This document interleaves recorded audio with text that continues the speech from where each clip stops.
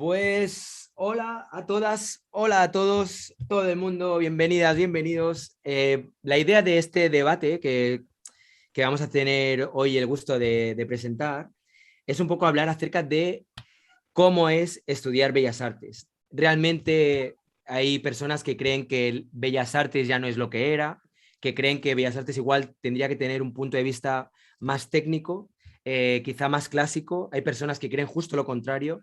Hay personas que abogan porque en Bellas Artes de alguna manera habría que preparar al alumnado para poder de alguna manera trabajar más en la era de la información y tener, pues yo que sé, un poco más de herramientas, de recursos a la hora de saber venderse, a la hora de, en fin, de tener un poco de marketing y saber promocionar su trabajo. Y bueno, para debatir este tema tenemos por un lado a Joan Vidal, que yo no sé cómo lo veréis ahora mismo, la verdad es que no estoy viendo, a ver, un segundo, vale, lo veis a mi lado. Bien, pues tenemos a Joan Vidal, al otro extremo, a la franja de arriba tenemos a Fernando Castro, que seguramente muchas y muchos conoceréis, a Isis Pérez de México, a Rodrigo, que lo tenemos en medio, abajo, y a Xavi Hurtado. Tenemos ahora mismo en el debate dos personas que sois estudiantes y tres personas que sois profesores.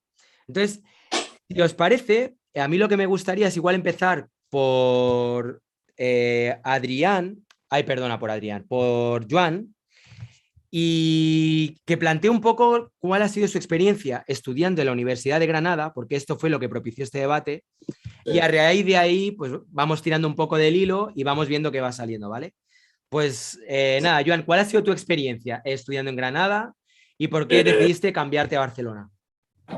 bueno, mi experiencia también fue que estamos en pandemia, entonces pues las instalaciones y eso también se vio muy reducido todo. Y bueno, fue el curso un poco extraño, pero la cosa es que a mí lo que me faltó, o sea, no, yo fui a la carrera de Bellas Artes pensando ciertas cosas y me encontré más con una carrera igual como muy, bueno, ahí la noté como muy clásica, en plan, las disciplinas eran, pues eso, dibujo, pintura, escultura, y luego fotografía y una clase teórica de historia del arte y teoría del arte, Uh -huh. y las disciplinas artísticas, o sea, dibujo y tal, se dieron como muy clásicas, que está bien también para tener unas bases y tal, obviamente, pero yo qué sé, en dibujo, por ejemplo, hicimos escultura y bodegón pues todo el año, y en pintura pues más de lo mismo.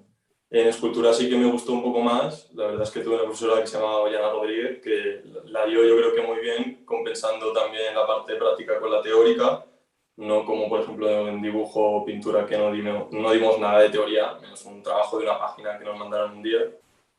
Y no sé, me acabó cansando mucho y nada, pensé en cambiarme a Barcelona también porque me comentaron que como había más grupos y más profesores, también dependiendo del profesor, pues ya lo enfocaban de una forma a lo mejor más tirando hacia lo contemporáneo que no tan académico, aunque también había que lo tiraban más a lo académico.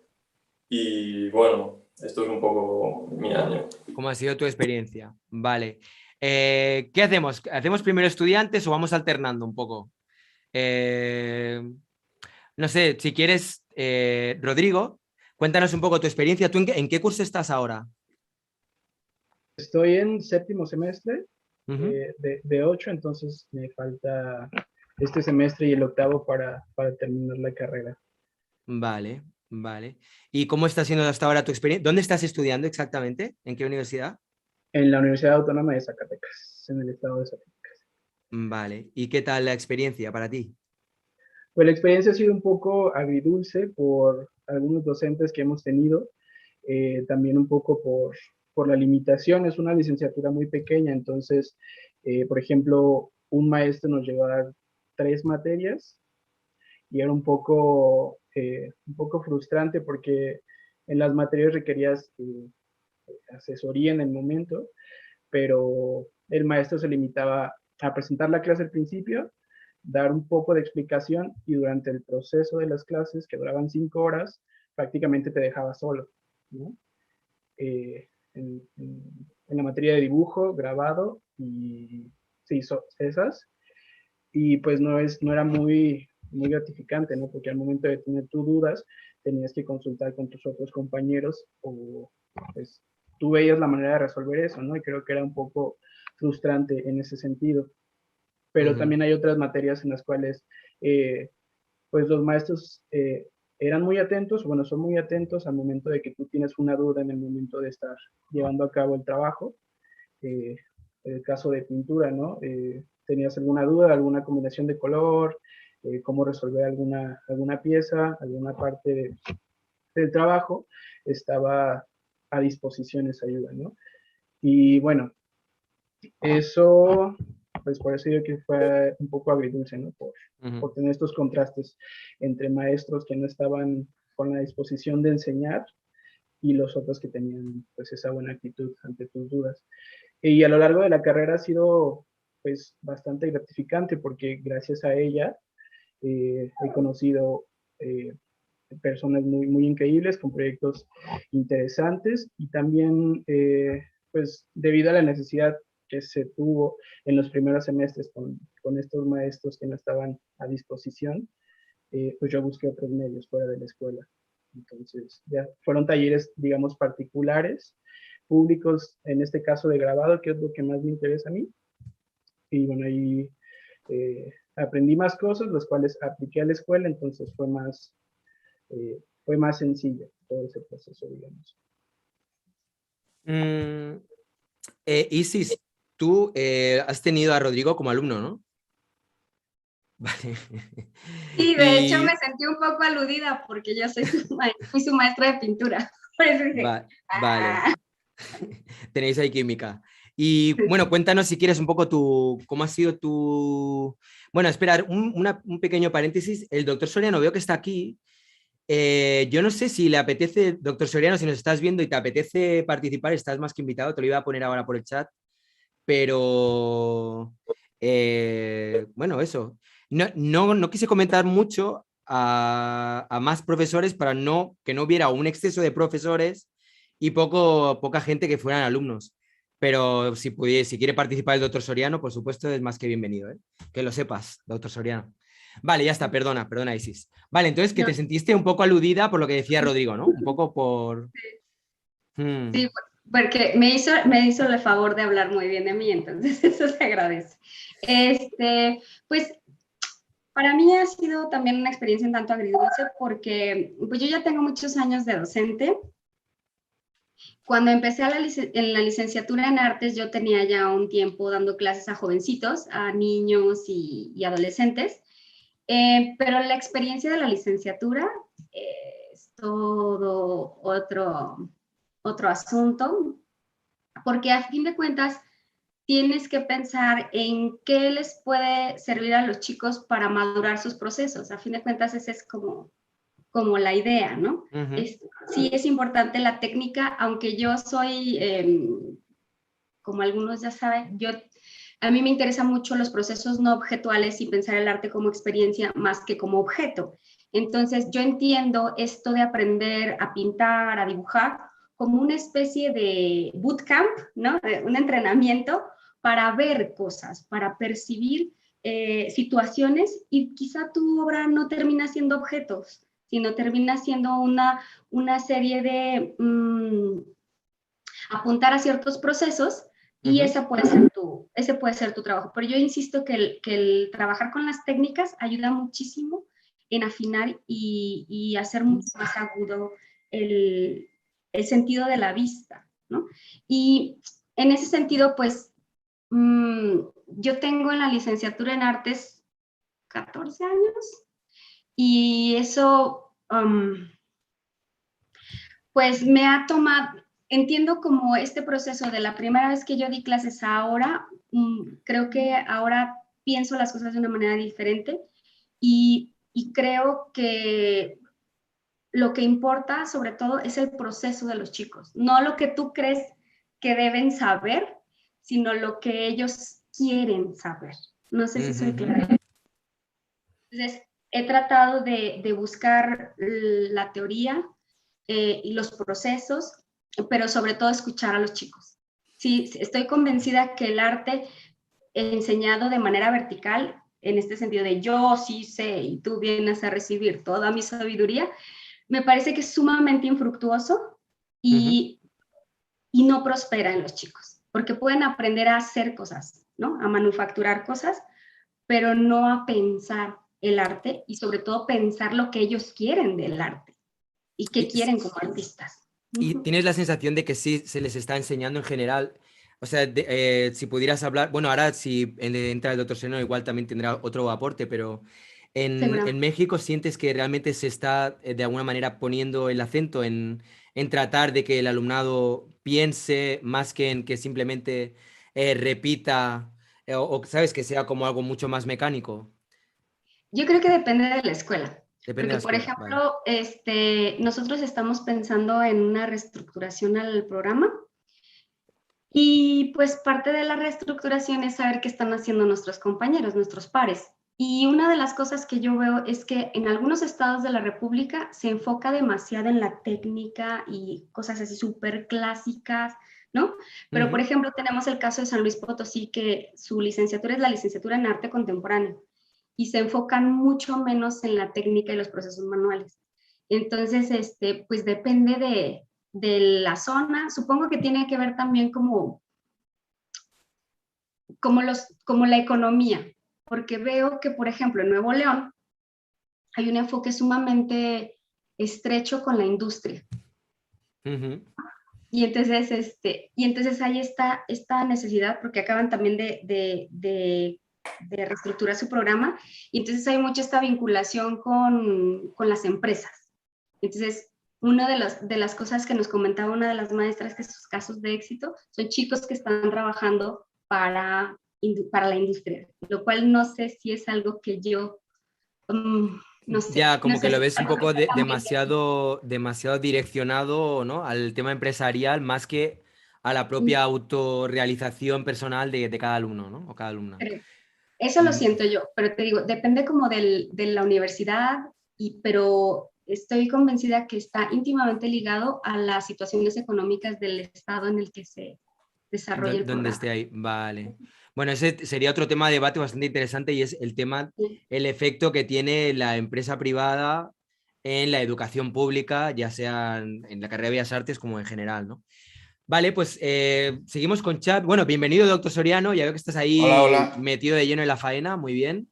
Es que estaba haciendo un directo pintando ahorita y alguien dijo, güey, está Rayitox en vivo y dije, no, no lo vamos a pisar. Y entonces ya nos movimos de mi Sí, canal a va, bueno, pues todos. te agradezco. Luego nos unimos todos al tuyo si quieres después, o no sé. Saludos, saludos. Bueno, pues te agradezco, bienvenido. Pues no sé si queréis, para respetar un poco el orden de llegadas, no sé si tú, Xavi, o tú, Fernando, a quien le apetezca, ¿quién quiere arrancar? Pues no es igual quien... Pues venga, va, tú mismo, Xavi, ya que has hablado. Bueno, vale. Bueno, pues si quieres, preséntate un poco. O sea, tú estás Claro. dando clases en la UAB, ¿no? No, en la UB. Ah, en la UB, la Universidad de Barcelona. Sí, sí. Vale, bien, bien, sorry. Y exactamente, cuéntanos un poco la asignatura que tú estás enseñando y cuál es tu percepción de... Sí, sí. Yo, bueno, todo lo que decía Ariana, las comparto muchas cosas. Claro que yo estoy en un departamento que es muy particular dentro de la UB, que es el departamento de vídeo, ¿no? Se diferencia mucho de los otros departamentos, te diré, el de pintura. Bueno, no se llama de vídeo ahora, perdón, se llama de cultura visual, el departamento de cultura visual, ¿eh? Sí. Han cambiado los nombres, se han creado unos macro departamentos un poco, cosa que no me pareció, que no sé si es muy acertada. Hay 3 macro departamentos, antes pues estaba diseño, video, escultura, pintura, ¿no? Restauración, etcétera. Y ahora se han creado 3 macros. Bueno, siguen habiendo por eso dentro de los macros departamentos las influencias, digamos, de los otros departamentos, ¿no? Bien, entonces mi departamento es un poco diferente porque, claro, venimos de una tradición distinta, ¿no? De una relación también con la técnica muy diferente, ¿no?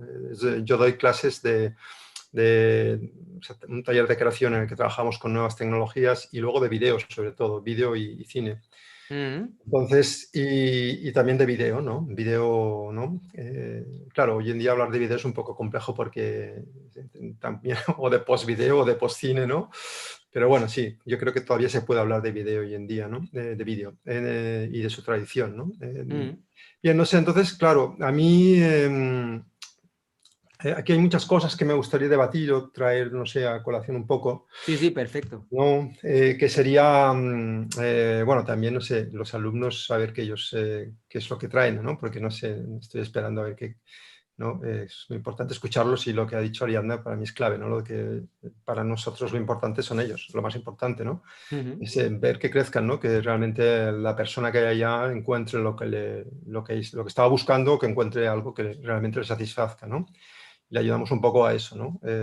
Cada uno desde nuestro conocimiento, desde nuestra área de trabajo, ¿no? Pero bueno, sí, lo que quiero decir es que, no sé, hay cosas como un poco que para mí han sido importantes, ¿no? Yo cuando entré en la UVE como estudiante en el año 79, 78, 79, ¿no?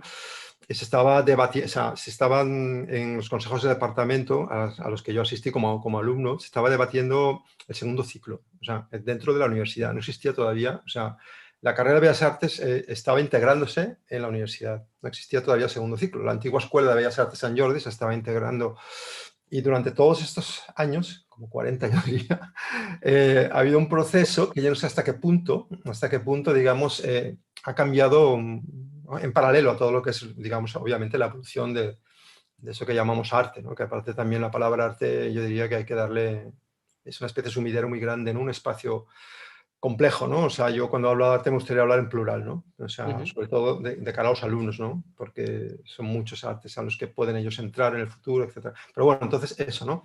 Ha evolucionado de una manera su relación, la de esa escuela San Jordi, la de las artes tradicionales, con respecto, digamos, a la academia de muchas maneras, ¿no? Y entonces, claro, ahí hay una serie de cosas que yo, por ejemplo, desde un departamento que tratamos con técnica, como el vídeo, es importante, ¿no? O sea, la relación, digamos, que se mantiene, digamos, porque es tecnología lo nuestro, no es una técnica como un escultor o como un pintor, tenemos una tecnología y también, o sea, luego en las nuevas tecnologías, lo mismo, las nuevas tecnologías, después de las transformaciones que han habido en los últimos 30 años, ¿no?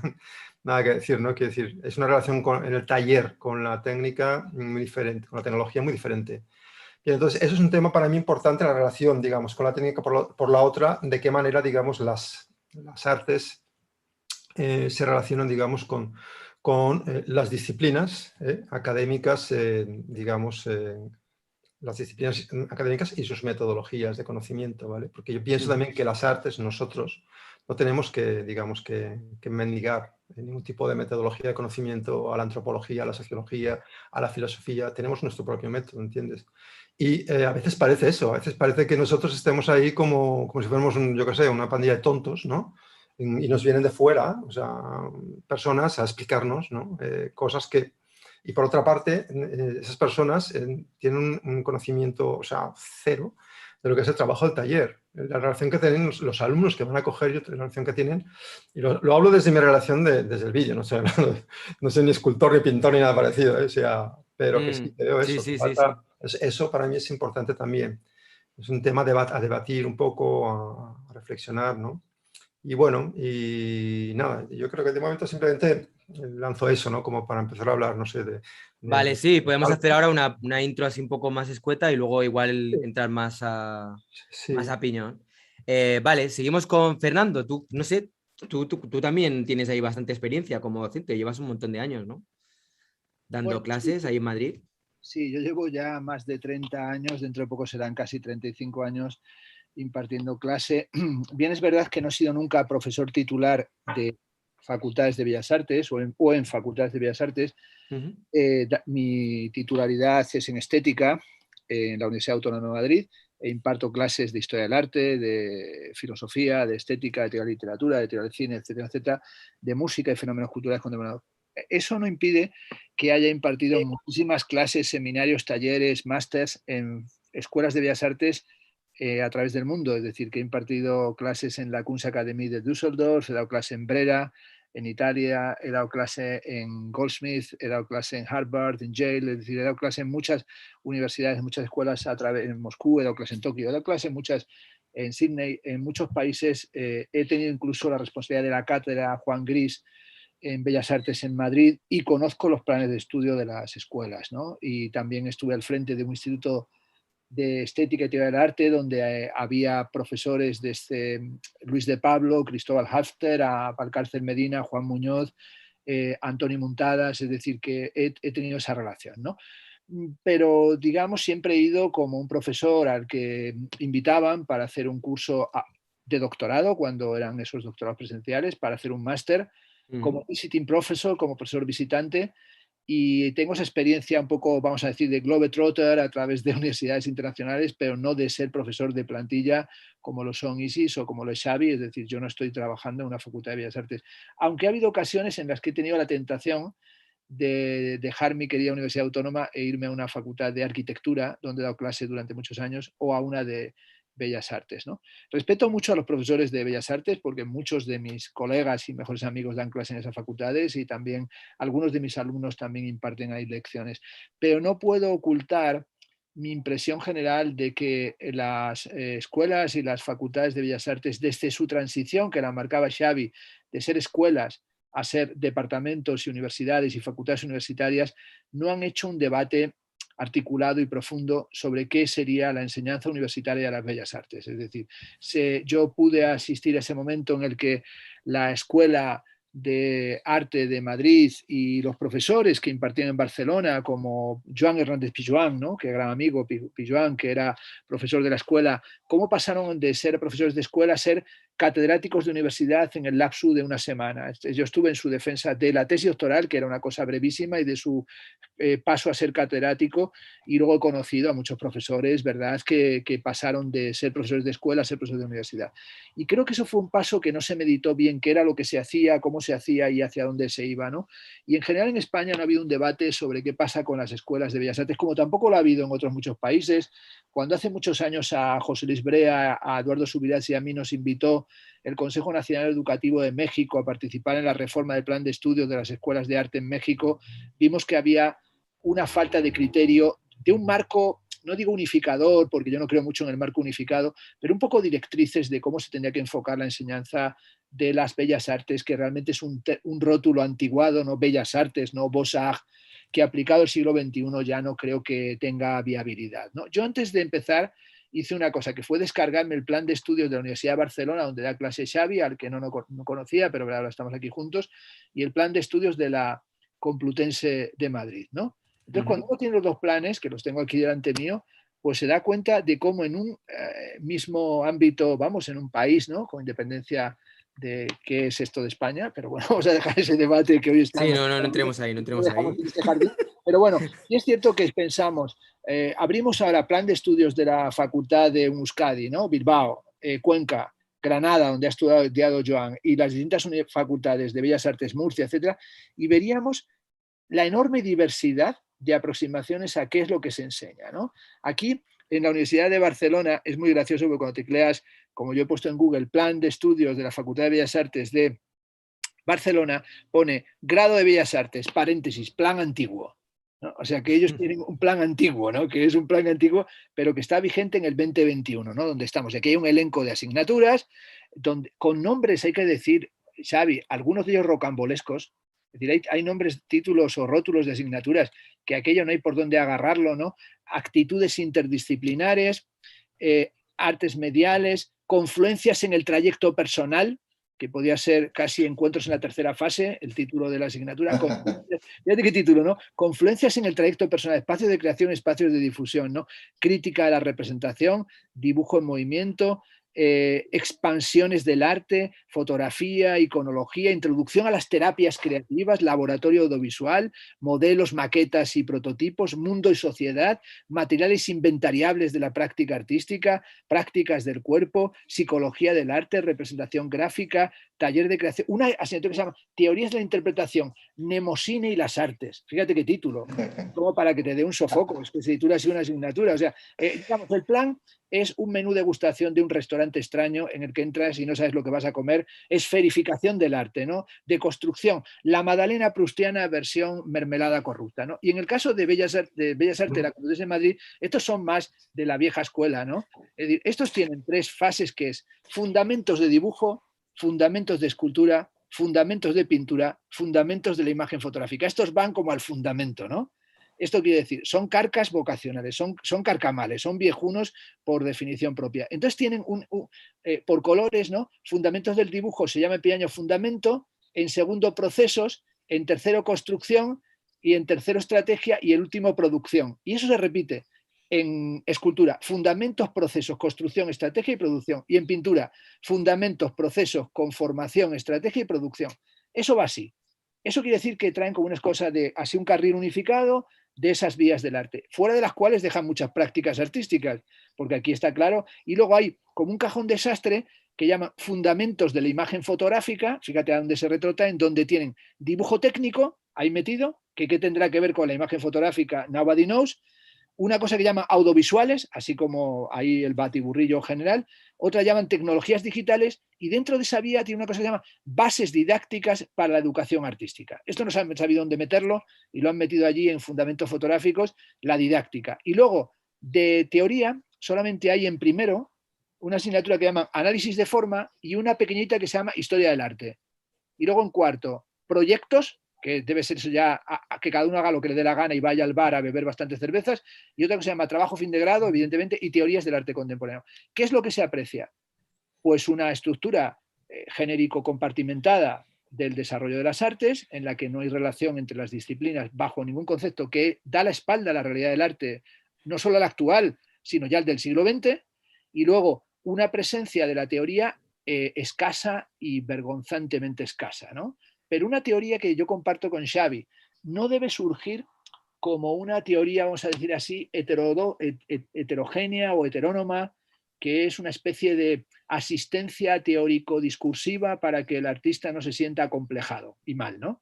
Sino que tiene que ser una teoría que acompañe todas las disciplinas.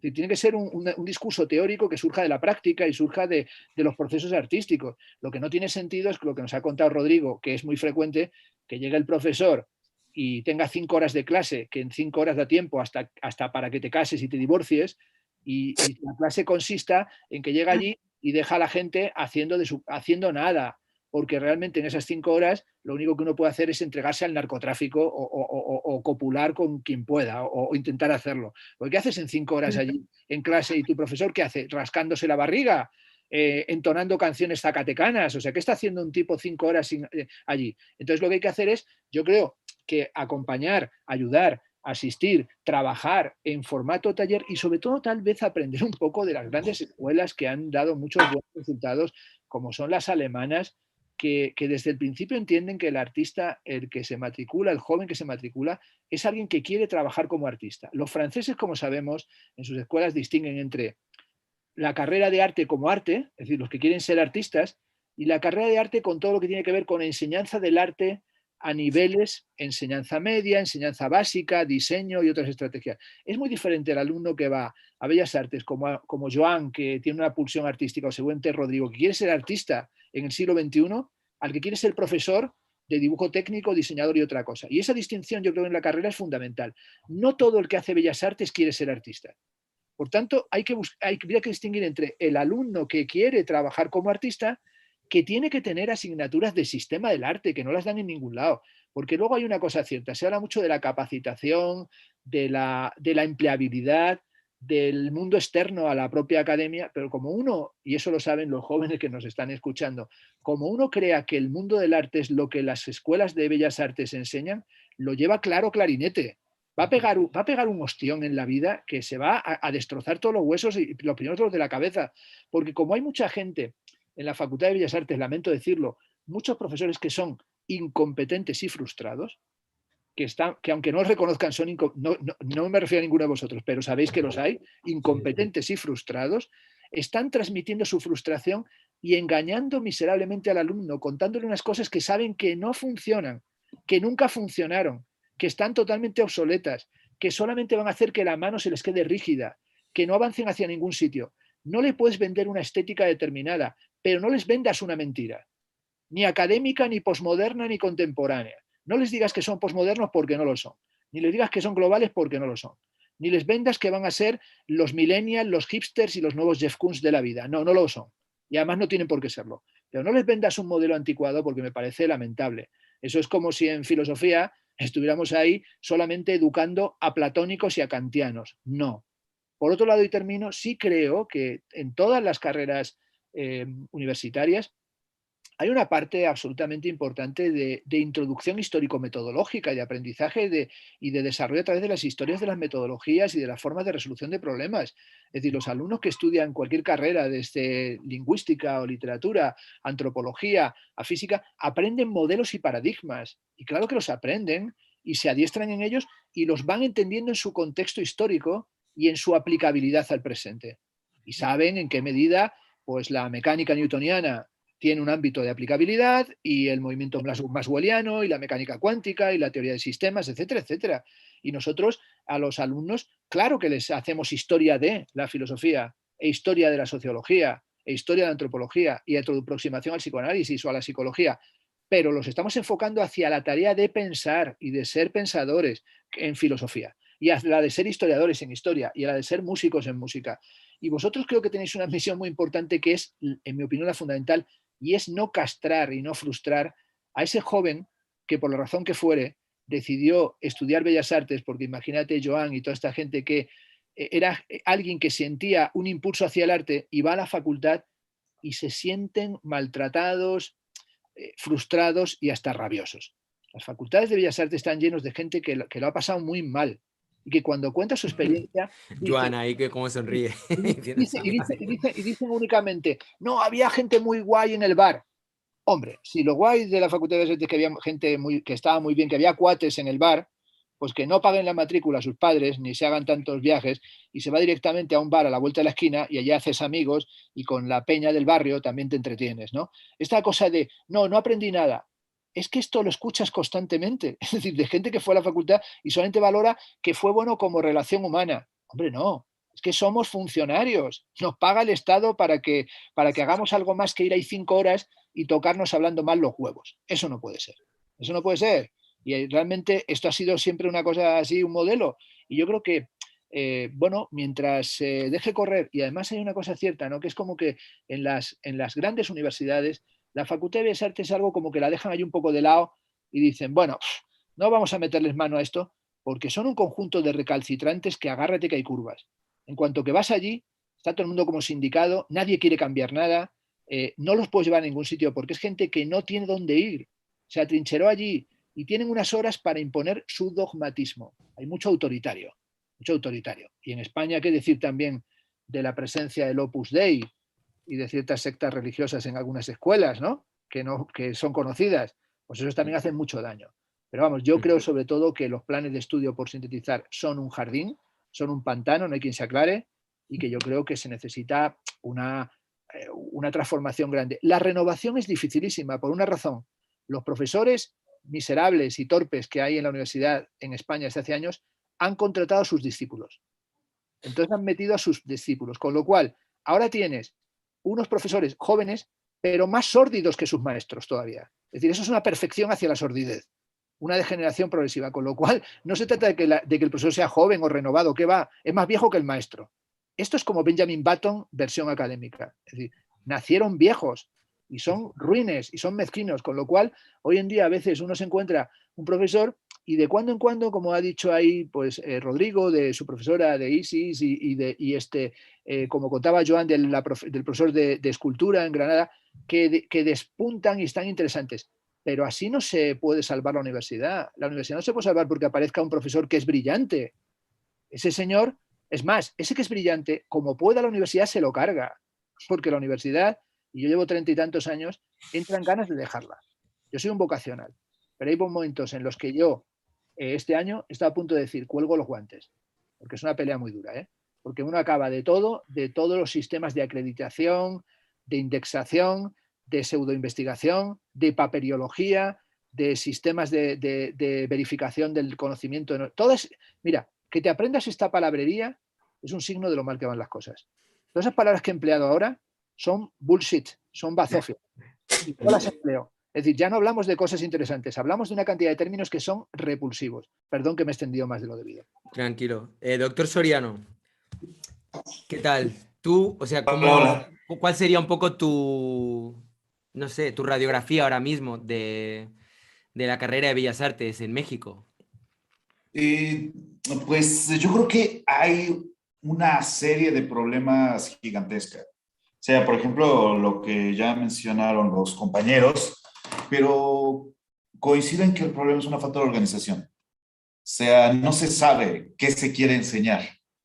Pero también hay otro factor acá en México, no sé si se replica en España, pero la mayoría de gente que da clase en universidades de artes visuales en México es porque es lo que hay, es lo que sobró. O sea, no es algo que esté bien valorado, sino que se asume que si terminaste dando clases porque no te salió esto de ser artista. Y además, al menos en la UNAM, que es la universidad nacional, la más importante aquí, se paga muy mal y conseguir una plaza es prácticamente imposible a menos que alguien se muera y te la haya heredado, pero se juntan factores como la mala paga, la mala reputación, el proceso desgastante, la exigencia, y entonces, en primer lugar, muchas veces, no todos, porque hay maestros extraordinarios aquí en la FAD, pero muchas veces son gente que no quiere estar ahí. O sea, no sé si eso, si sabotean a sus alumnos a partir de eso, pero es gente que no le gusta, no tiene una vocación por enseñar. O sea, porque también habría que pensar eso. Hay una vocación por enseñar y hay los que la tienen y los que no la tienen. Hay gente que es buena enseñando cosas, gente que se prepara para enseñar y otros que van y ahí medio tiran su clase a ver cómo sale y cumplen su hora y ya está. Y creo que se subestiman los alumnos porque eso se nota. O sea, a mí me tocó cuando hice la maestría en artes visuales que era muy evidente que maestros disfrutaban su clase, disfrutaban el proceso, la dinámica, la interacción, y otros que acababan una hora antes porque ya se querían ir, ¿no? Y entonces creo que en primer lugar se subestima a los alumnos. O sea, eso es algo que sucede constantemente.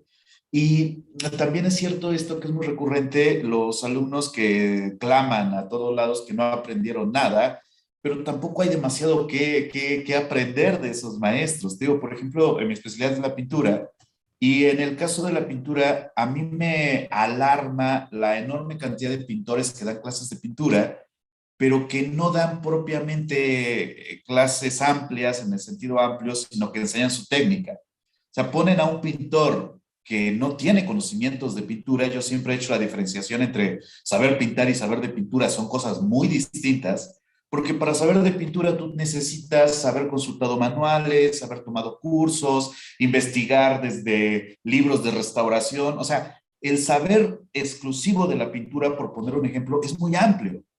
Pero si lo que tú haces es que te va bien en ventas o tienes cierta reputación o ya ganaste este concurso y te contratan para dar clases de pintura y tú das tu técnica, lo que creas es una generación de pintores ineficientes porque no saben de pintura, saben tu técnica y creen que eso es saber de pintura y se va degradando poco a poco ahí el conocimiento, porque muchos de esos terminan enseñando otra vez, pero no enseñan una vez más de pintura, sino lo que aprendieron de aquí. Y entonces creo que falta especialización.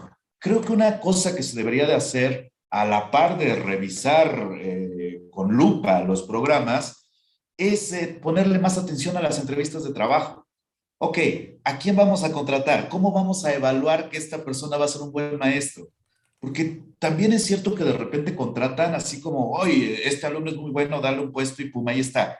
Güey, sí, y no se investiga si realmente es tan bueno como dicen.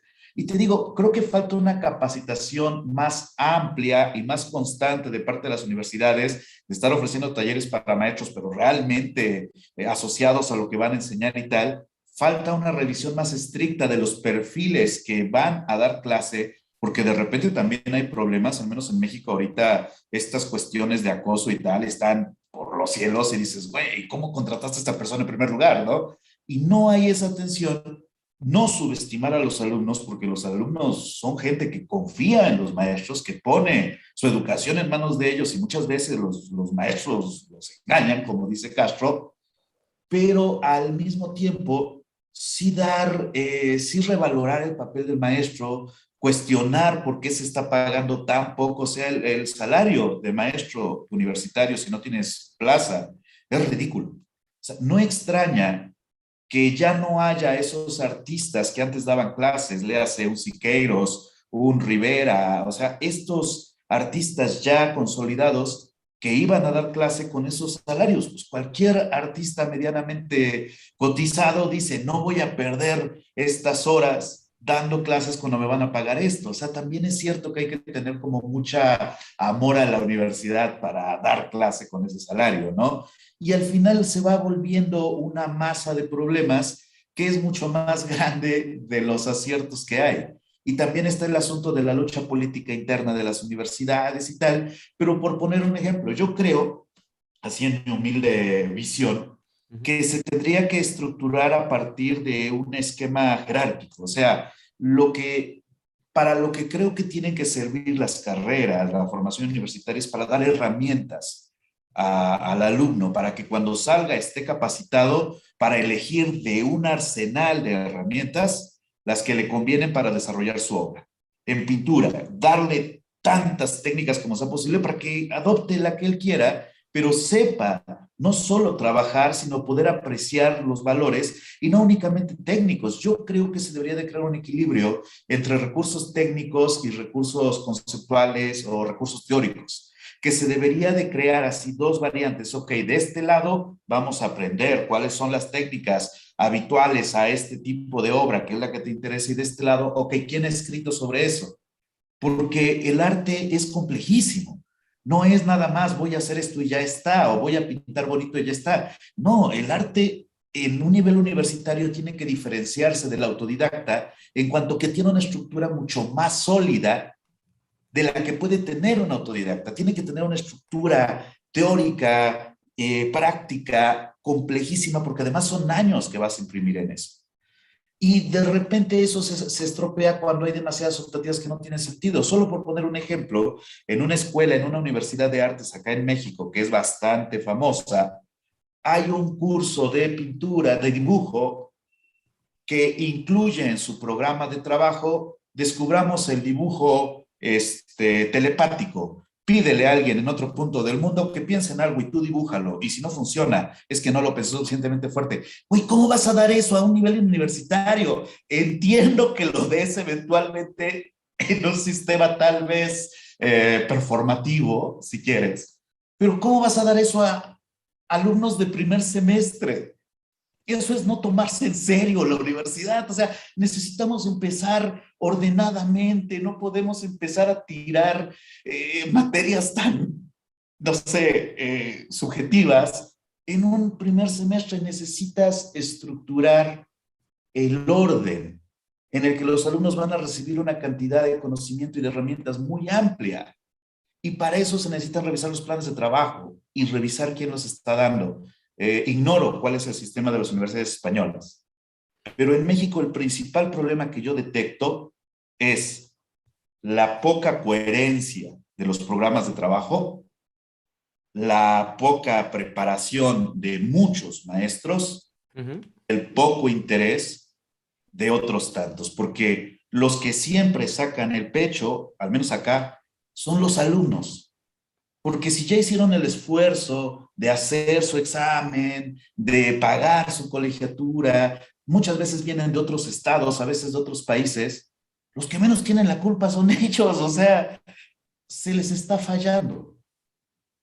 Y creo que habría que considerar, oye, estás prestando un servicio muy digno y muy emocionante, pero tienes que considerar que tu prioridad son los alumnos. No puedes volver a la universidad tu coto de casa. No puedes volverlo el lugar para tus caprichos. Tienes una responsabilidad social y tienes el deber moral de enseñarles cosas que realmente les van a servir. Y creo que se debe de llevar a debate eso. Bueno, ¿qué queremos realmente de esto? ¿Para qué estamos haciendo esto? Creo yo. Y bueno, sería para empezar. Hay varias cosas que me han venido a lo largo del debate que os quería plantear y poner sobre la mesa. Una es, escuchando lo que comentaba Fernando, es como, vale, o sea, entiendo un poco la crítica así que hacías de lo que viene a ser las asignaturas que se pueden estudiar en la Universidad de Barcelona, ¿no? En cuanto a que suenan muy disparatadas, tal. Entiendo que habrá personas que igual creen que hay más necesidad de aprender, digamos que técnicas tradicionales. Entiendo también lo que está diciendo el doctor Serrano, pero la pregunta es, vale, uno, ¿cuál creéis que sería bueno, creo que más o menos en esta presentación que habéis hecho ya lo habéis comentado, ¿cuál sería el problema? Por ejemplo, el doctor Soriano hablaba un poco de esto, ¿no? O sea, motivación, tanto por parte de los alumnos como por parte del profesorado, que esté mejor considerado el profesorado, etcétera. Pero la pregunta que me viene a la cabeza es, ¿cuál sería la alternativa? Es decir, si una universidad en la que tú puedas estudiar Bellas Artes y que sea demasiado clásica, como por ejemplo se encontró de alguna manera Joan en Granada, ¿no? Que era como todo el rato, venga, ahí bodegones y pies y no sé, que acabas ya, que dices, estoy ya hasta aquí. Esa descartada, vale. La otra, que es un poco más moderna, rollo Barcelona, que en donde se estudia todo tipo de cosas que pueden de algún modo converger ya incluso con lo social, con la pedagogía, con, no sé, con un montón de ramificaciones que para muchas personas, digamos que quedan fuera del ámbito artístico. Esa también, ala, descartada. ¿Sabes? Quiero decir, vas descartando y al final, ¿con qué te quedas? O sea, ¿cuál sería la alternativa? Entonces, me gustaría escuchar, empezando, si queréis podemos hacerlo en el mismo orden, empezando por ti, Joan, tú que has vivido esta experiencia de estudiar en Granada y encontrarte con que para tu gusto, dicho así a grosso modo, era demasiado tradicional, demasiado clásica, te has ido a la Barcelona, que es más modernita, más que hay más, yo qué sé, hay otro rollo. Entonces, ¿cuál sería para ti la universidad ideal? A mí me viene, por ejemplo, a la mente lo que se hace en la UDK de Berlín, que tuve la suerte de poder ver alguna vez algunos talleres y lo vi que funcionaba bastante por módulos y se deja bastante margen de maniobra al alumno o la alumna para que pueda ir de alguna manera construyendo la carrera a su antojo. Hay una serie de asignaturas que son troncales, pero hay muchas que son como optativas. De manera que igual una persona, imagínate que le interesa Bellas Artes, pero lo que más le interesa es vídeo, le interesa el multimedia. Pues igual pasarse un año dibujando a carboncillo con tiza y tal, no digo que no le vaya a ir bien, pero quizás no es lo más importante. O viceversa, igual una persona que lo que quiere es pintar óleo y un estilo más clásico, pues de repente le ponen ahí a, yo qué sé, a trabajar con diseño 3D, animación y tal, y es como que no es lo que le apetece. Entonces, dicho así un poco, en grosso modo, ¿cuál creéis que sería la manera idónea? ¿Cómo os imagináis vuestra carrera de Bellas Artes ideal? Joan.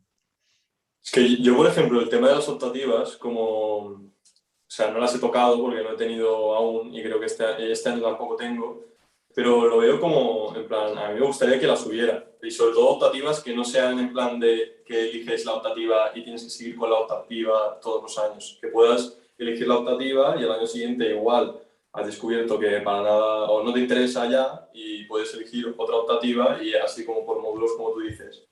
Y por otra parte, o sea, que hubiese también esta parte teórica que yo vi que, no sé, que a todos, o sea, como que a todo el grupo clase vi que le ayudaba bastante el tema de pues, leer según qué libros o, bueno, dar clases teóricas mezclado con el tema talleres. ¿Qué pasa? Que el tema talleres también yo creo que es una historia, porque, por ejemplo, en Granada, escultura la dábamos en una aula prefabricada, sin ningún tipo de herramienta ni nada, que tampoco hacía falta, porque es verdad que solo tocamos barro dentro del taller, en casa sí que podíamos hacer otras cosas, pero estábamos en casa, que, no sé, deja mucho que desear. Y ahora en Barcelona me han comentado que el tema de los talleres, en plan, también va por cita previa y tal, por tema de COVID, que en teoría se puede acceder a ellos, pero bueno, me da un poco de miedo que luego no se puedan usar.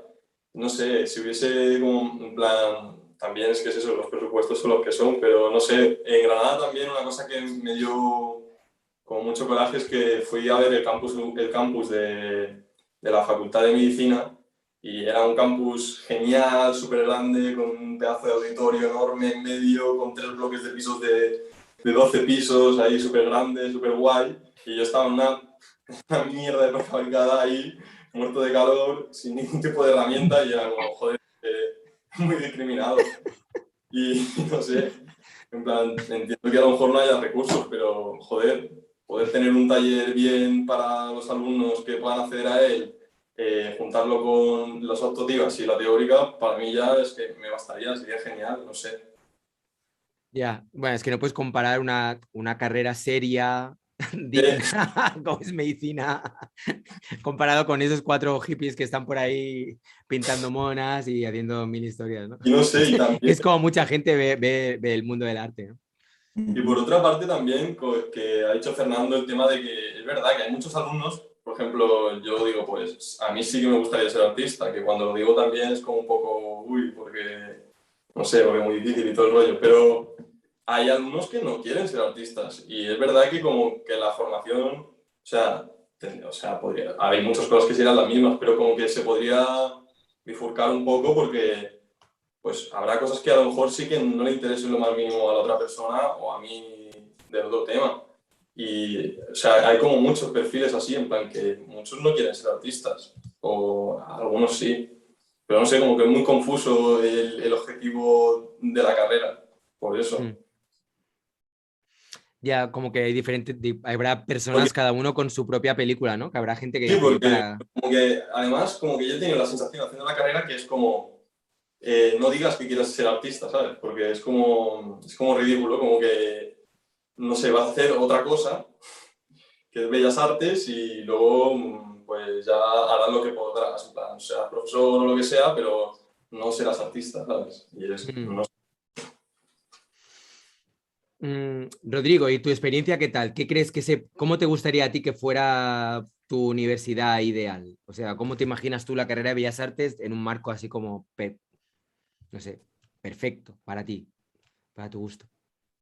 Pues mira, la forma en la que se nos da todas las materias en la licenciatura de nosotros, tenemos materias de tronco común, ¿no? Es teoría, estética, escritura creativa, historia del arte, esas las tomamos todos los alumnos, ¿no? Entonces, dependiendo de la rama que hayas elegido al principio, ya sea visuales, escénicas, educación del arte y teoría del arte, después de tomar tus materias de tronco común, tomas, digamos, las que le pertenecen a tu rama. En mi caso fue en primer semestre grabado, pintura, escultura y dibujo, ¿no? Pero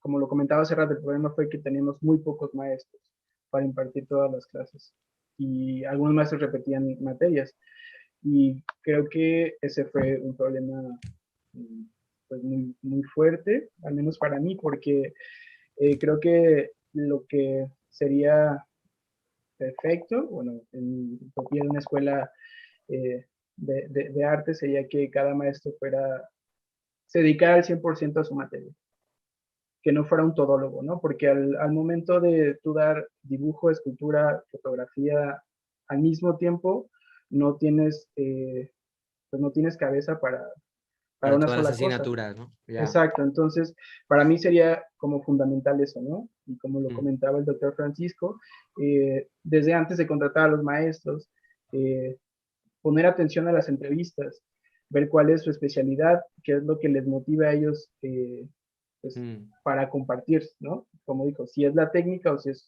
un poco más del conocimiento tal cual, ¿no? La teoría, por así decirlo. Y también reorganizar las materias optativas, o sea, tener más variedad en ello y que seas libre de elegir la que tú quieres, porque en mi caso he tomado materias optativas que las tengo que tomar a fuerza porque se acomodan a mi horario, ¿no? Y bueno, la escuela tiene una idea de que los estudiantes sean multidisciplinarios, ¿no? Que sepan un poquito de teoría, que sepan un poquito de educación, de escénicas, pero creo que también es un poco atarte como estudiante, porque, por ejemplo, a mí no me interesa mucho la parte escénica. O sea, a mí personalmente no me interesa. Y yo tomar una materia de entrenamiento vocal o de actuación, pues Como no, que se te no, va. sí, entonces como que lo hago por hacerlo, no porque realmente me interese. Digo, ese es el problema en mi licenciatura, en mi escuela, ¿no? Pero creo que sí, tendría que haber una gran variedad de materias optativas para, pues, tú ver qué es lo que más te interesa y ver también cuál es el proceso que tú llevas, porque, pues, puedes tener gustos parecidos a un compañero, ¿no? Pero no significa que vayan a compartir el mismo proceso o que las mismas materias lo vayan a servir para lo mismo.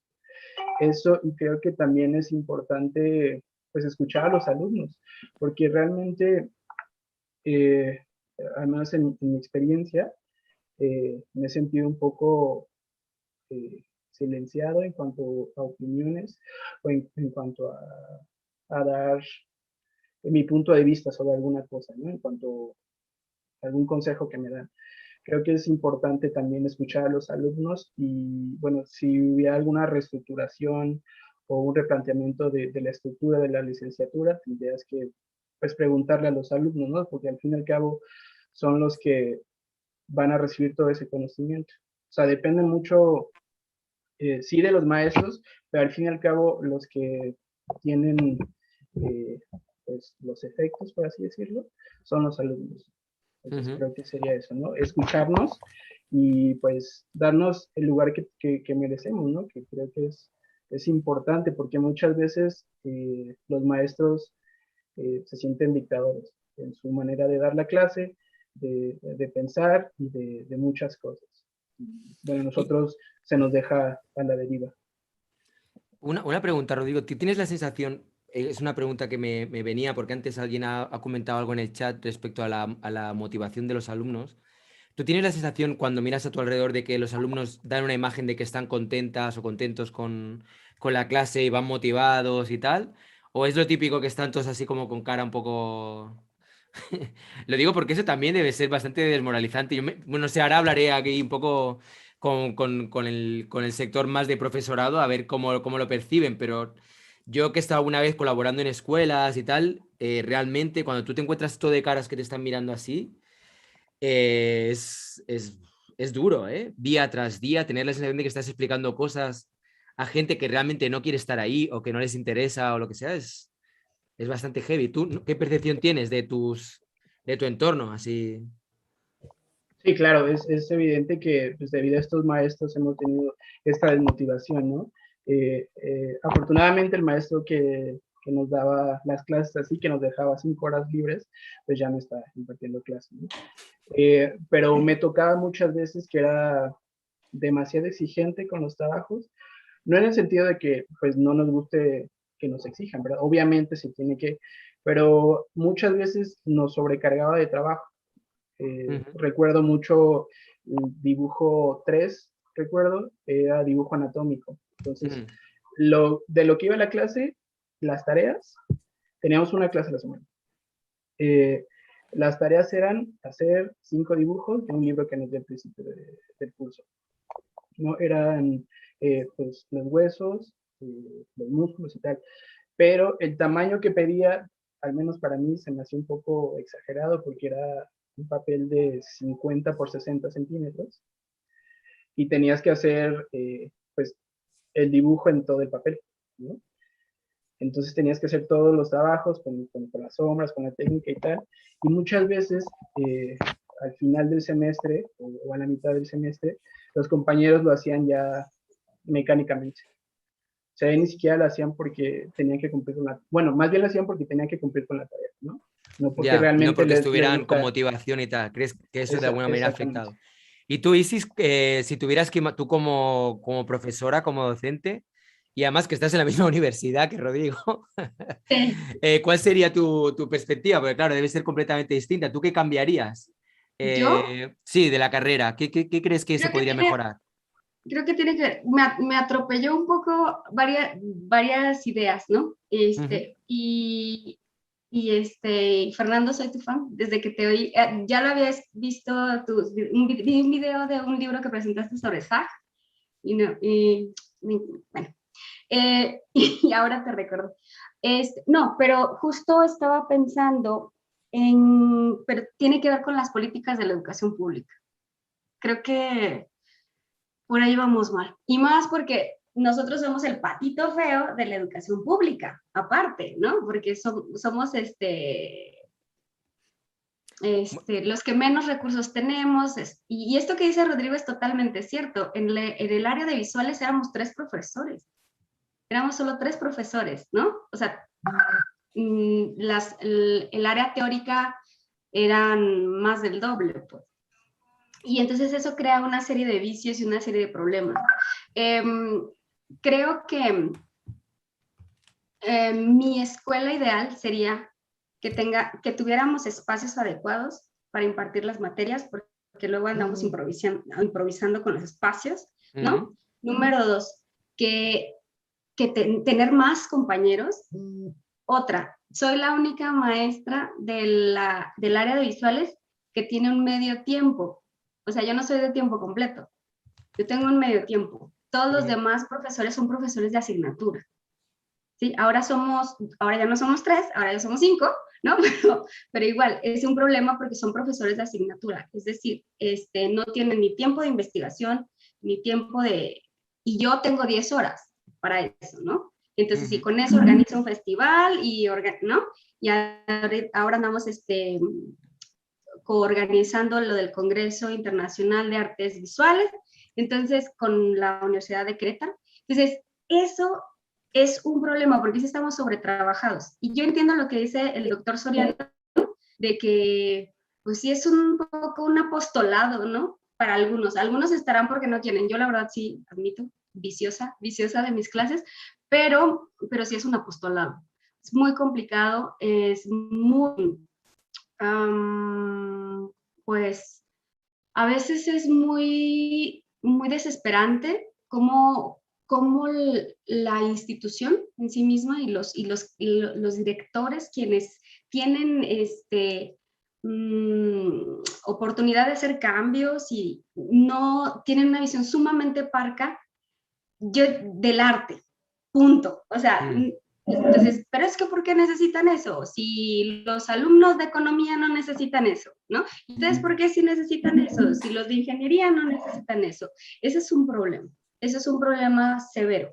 Y eso, fundamentalmente que ojalá las instituciones tuvieran mucha más claridad, pero también me quedé pensando, también escuchando a los compañeros, que muchas veces los profesores que estamos dentro de las escuelas somos tan diversos en nuestro quehacer artístico que es sumamente complicado ponernos de acuerdo sobre qué es lo que tiene que aprender un muchacho. Y eso también representa un problema, porque pienso, o nos juntamos y hacemos un club de los conceptuales, o nos juntamos y hacemos un club de los clásicos. Para ponernos de acuerdo, entonces es bien complicado ser heterogéneos y tener orden y claridad en los programas porque están hechos de gente así, ¿no? Que tiene visiones sumamente, no conflictuadas, pero sí diversas y a veces que no encajan, ¿no? Y de ahí, pues, los pleitos que luego uno tiene con los compañeros, ¿no? De que, ¿por qué les enseñas esto? Y ¿no? Pero me parece que sí es una cosa complicada, pero sí amerita una buena discusión. Sobre todo, estaría muy bien que se hiciera así a nivel nacional, pero por lo menos a nivel local, a nivel universidad. ¿Qué es lo que de verdad queremos que aprendan los muchachos? ¿Qué es lo que queremos? ¿Cuál es la función de la educación de arte? Porque yo, por ejemplo, yo no estoy tan segura que el asunto de las técnicas sea tan necesario, ¿sabes? Yo tengo una idea distinta al respecto, pero entiendo que también tiene que ver porque mi práctica artística no se enfoca en lo técnico. O sea, tú apelas más a la creatividad, ¿no? Yo apelo más a la búsqueda de lo artístico, del qué tengo que decir, porque yo les insisto a los chicos, es que saber pintar, así en términos de como lo que te entiende tu abuelita por saber pintar, es hacer artista como tener bonita letra, ser poeta. Si no tienes que decir, da lo mismo que tengas bonita letra, da lo mismo. Creo que esto es muy buen enlace a Xavi, porque Xavi justamente, ¿no? En la Universidad de Barcelona lo que tenemos es un montón de asignaturas, de materias, como bien comentaba Fernando Castro, donde de alguna manera me da la sensación de que lo que buscan es fomentar esa conexión un poco con lo social, con lo que está ocurriendo alrededor en la vida del artista. No sé, porque me acuerdo, por ejemplo, la otra vez cuando nos vimos, Xavi, que hablabas de que hay incluso una asignatura que estaba relacionada con, ¿cómo se llamaba? De perspectivas de género. ¿Te acuerdas que estuvimos hablando Diego, me hablaste de un profesor que Y se llama Diego Diego. Marchante, Sí. Diego Marchante da una asignatura. Diego es una persona muy interesante en nuestro departamento. Mi departamento es un departamento particular, pero bueno, no sé qué quieres decir. Sí, Diego da una asignatura Sí. sobre género, ¿no? Y pues bueno, ahí claro, pues está, que abarca todo lo que es la historia del feminismo, teoría queer, etcétera, ¿no? Pero esto para muchas personas que conciben el arte desde una perspectiva más clásica es como sin No sentido tiene el nada que ver. hecho, pero Sí, sin embargo, si lo enlazamos con lo que acaba de decir Isis, sí, sí que te está de alguna manera conectando claro, claro. con algo que es ahora muy latente y que realmente condiciona también tu manera de pensar. Pero claro, ¿cuál es el límite? Porque igual otra persona que tenga una ideología distinta, igual dirá, bueno, pues también es muy latente ahora mismo, yo qué sé, las políticas de derechas. O también es muy latente, ¿sabes? Un determinado tipo de pensamiento que de alguna manera también, bueno, está ahí y que igual que se puede estudiar en un momento dado, pues yo qué sé, todo sobre el tema del feminismo, el tema queer, pues alguien puede decir, bueno, pues yo pienso que los toros forman parte de la No, cultura. perdón, o Y sea, a por ver, decir algo, es lo primero que me ha no, venido, pero entiendes lo no, que quiero no. decir, ¿no? A ver, o sea, en nuestro departamento y en nuestra universidad en los últimos años ha habido un incremento bastante grande de alumnado LGTB, ¿sí? No creo que tenga nada que ver, digamos, o sea, es una cosa que todo el colectivo, digamos, trans y colectivo, pues yo qué sé, ¿sabes? No había tenido acceso, digamos, ni se les había considerado ni había tenido un espacio, simplemente desde su realidad, ¿sí? En nuestra sociedad, digamos, desde donde abarcar sus intereses. Son gente que tiene 18, 19, 20 años, ¿entiendes? Que llegan allá, tienen ganas y sus referentes y lo que ellos quieren, lo que ellos conocen es, claro, trabajos que, digamos, yo no soy un especialista, o sea, hay otros profesores, no voy a decir nombres, que son los que escogen, ¿no? También me tocan a mí, pero tengo muchos alumnos, ¿no? que he tenido, digamos, de este colectivo y están interesados exclusivamente ¿sabes? En ciertas cosas desde esa perspectiva. Yo pienso que está bien que exista esa optativa, y no optativa, sino que no es una optativa, es casi como te diría una asignatura no troncal, pero bueno, está por ahí, ¿sabes? Luego hay una que me parece muy, muy necesaria, que es visualidades también, visualidades, ¿no? Que eso lo dan desde profesores que generalmente pueden venir obviamente de artes y tal, ¿no? Pero también de historia, profesores que generalmente vienen de historia y tal. Me parece una asignatura muy importante que debe de darse ahí y que es obligatoria. Entonces, bueno, yo eso, no sé, de cara, volviendo un poco para detrás, ¿no? Porque más... Sí, o sea, la pregunta que estaba haciendo un poco a todo el mundo era la de cómo sería tu universidad, o sea, tu carrera de Bellas Sí, Artes, ¿no? eso, sí. Ideal. ¿Cómo Ideal, crees tú ideal. que se podría mejorar? No sé, Sí, ¿qué crees que sí. se podría hacer?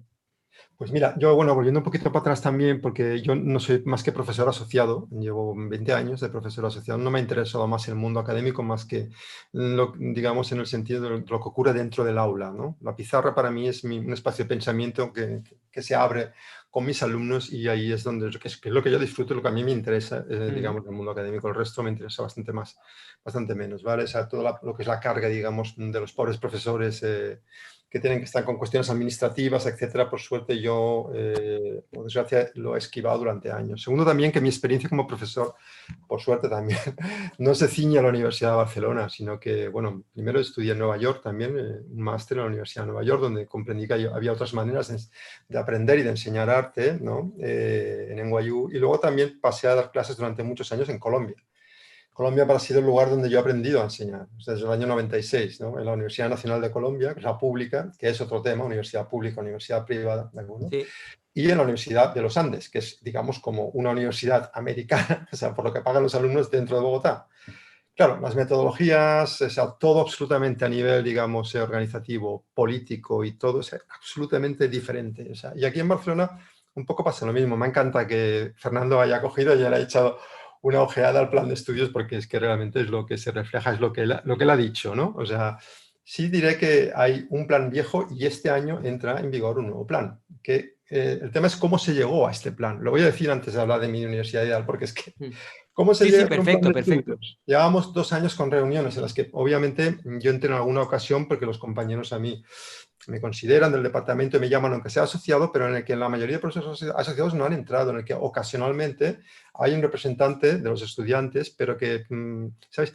acaba elaborándose el plan de estudios básicamente por, digamos, presiones, digamos, de poder entre los departamentos y las personas que son los profesores de más tiempo que llaman allá de cátedra, etcétera, que todavía ellos y sus alumnos que entraron como en la época de los, ¿cómo se llaman? Penenes, ¿no? Antes, que entraban pues simplemente porque su profesor los colocaba ya, ¿sí? Que son eso encima, o sea, son mucho peor que los profesores que los metieron en la universidad, como decía Fernando, pues por cuestiones políticas se pelean entre ellos, porque es una pelea realmente de gimnasio, es una cosa lamentable. O sea, y así se llegan a repartir los espacios entre los diferentes departamentos. ¿Tú tienes tantas horas? Pues yo tengo estas. No, yo quiero una hora más. Una pelea. O sea, una pelea, pero os digo, a un nivel que no os imagináis. O sea, y claro, así surge un nuevo plan de estudios. En cambio, o sea, que a mí, o sea, aquí te os digo, en Barcelona, mira que llevo desde el año 2003, ¿no? Nunca, o sea, siempre ha sido lo mismo. En cambio, al menos al nivel que he tenido acceso, que si me escuchan ahora mis compañeros igual, yo qué sé, ¿no? Pero es lo que yo pienso. Y luego, en cambio, en Colombia han habido también cambios de estudio, cambios de planes de estudios y es un debate totalmente diferente, ¿sí? Totalmente diferente. O sea, la gente está mucho más abierta a incorporar cosas, estudian, miran, o sea, cosas que hay en programas de Estados Unidos, incluso uno puede aportar y decir, mira, yo he mirado este programa, me parece interesante, la parte que a mí me concierne, mi espacio de conocimiento, lo trata de esta manera, quisiera, ¿no? Hay un debate y se cambian cosas. Se cambian cosas. En cambio aquí no lo he visto, no lo he visto. Es una cosa que es ejercer, o sea, un poco el codo y espacio que realmente me parece lamentable que, como la política, sí, como la política española, un poco me da la sensación, una cosa que dices, ostras, qué pena, o sea, que la verdad, o sea, tantos años y que eso continúe igual, ¿vale? Luego, por otra parte, a mí me gustaría, no sé, claro, siempre surgen los planes de estudio de la, digamos, de las escuelas, digamos, centroeuropeas, ¿no? Ese es un idealismo aquí, ¿no? Pues un idealismo también, nada de paternalismo, que uno entra digamos, el alumno entra, entonces, hasta 5 años en el que solamente aparecen, digamos, tutores que más o menos le van orientando y hay, digamos, formadores técnicos, talleres en los que el alumno va a un maestro que dice, bueno, pues hazme esta pieza, digamos, en acero inoxidable, o hazme esto, con lo que sea, y se lo hace y le enseña, ¿no? Y a mí yo creo que aquí es todo lo contrario, es un exceso de paternalismo a la hora de decir y de guiar al alumnado, ¿no? No sé si funcionaría, o sea, digamos, un espacio tan amplio, tan como sabes, en las academias holandesas o alemanas, ¿no? De arte, no sé si funcionaría, no lo sé, no sé qué decir. La verdad que las admiro, porque realmente son unos espacios en los que, claro, se les da simplemente responsabilidad al alumno y la mayoría de ellos lo toman, ¿no? Sí que considero también que es bueno poner al alumno en contacto con gente profesional del momento, que claro, cuando él luego, si algún día llega a profesionalizarse, porque vamos a hacer serios también, o sea, si de cada generación de alumnos que sale de la Facultad de Artes, o sea, o de cada 2 van a haber 2 que vamos a ver al cabo de 20 años a Reina Sofía, ¿sí? Es como va, quiero decir, es una cosa que es difícil.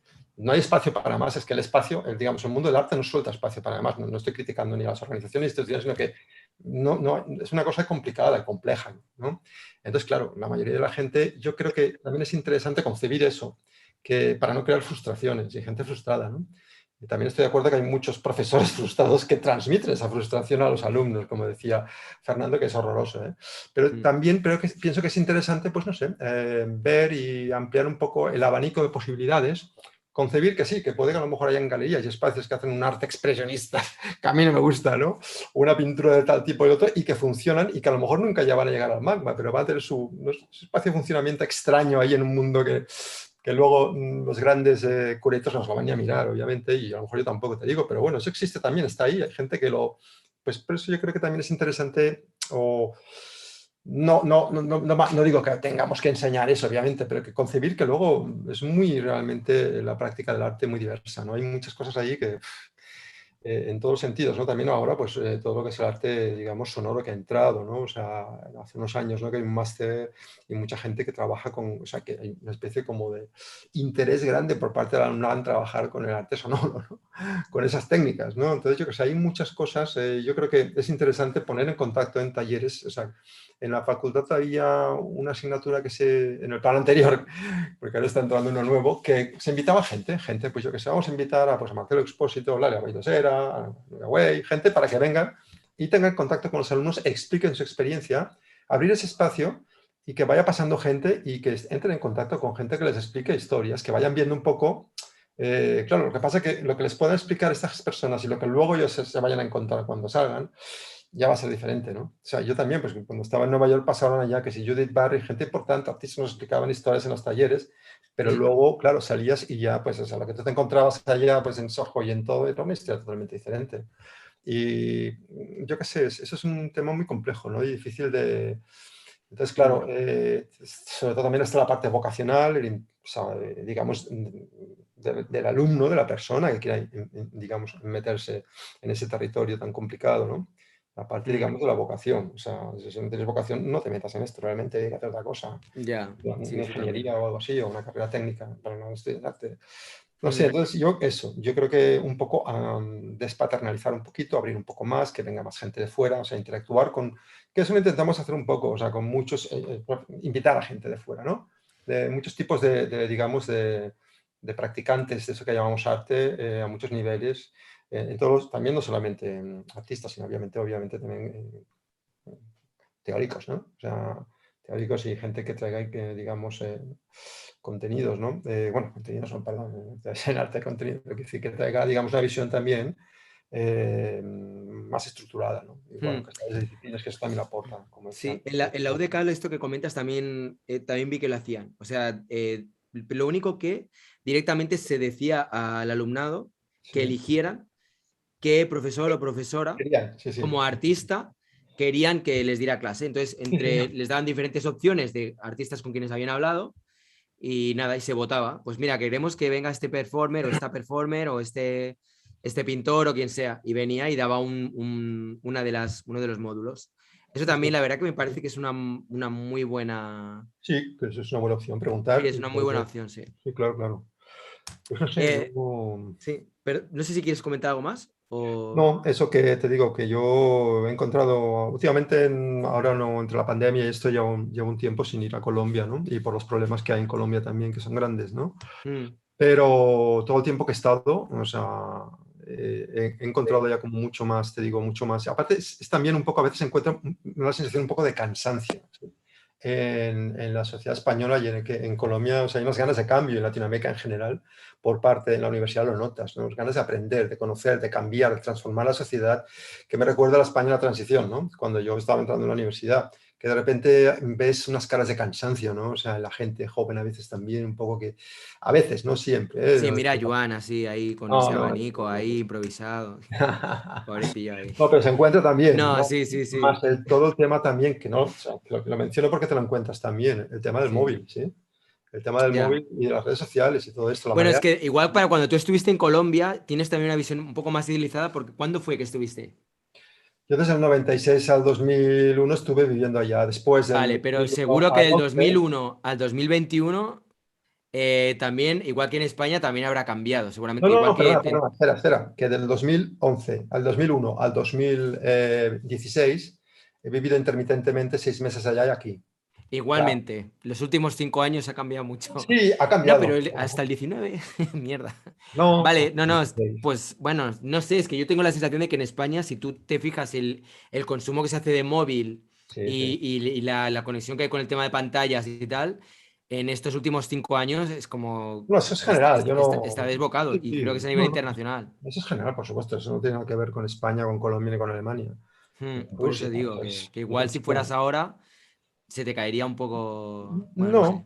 No lo sé, no, bueno, en el 2016, cuando estuve dando clases, que no hace tanto, la gente ya estaba bastante Enganchada, ¿eh? móvil enganchada, y las redes sociales, o sea, no, o sea, no el mismo móvil que ahora, pero muy cercano, o sea, Ya, ya, no ya, ya. creas. Bueno, Fernando, va. ¿Cuál es tu carrera de Bellas Artes idónea? ¿Cómo te la imaginas? ¿Cómo crees que se podría mejorar?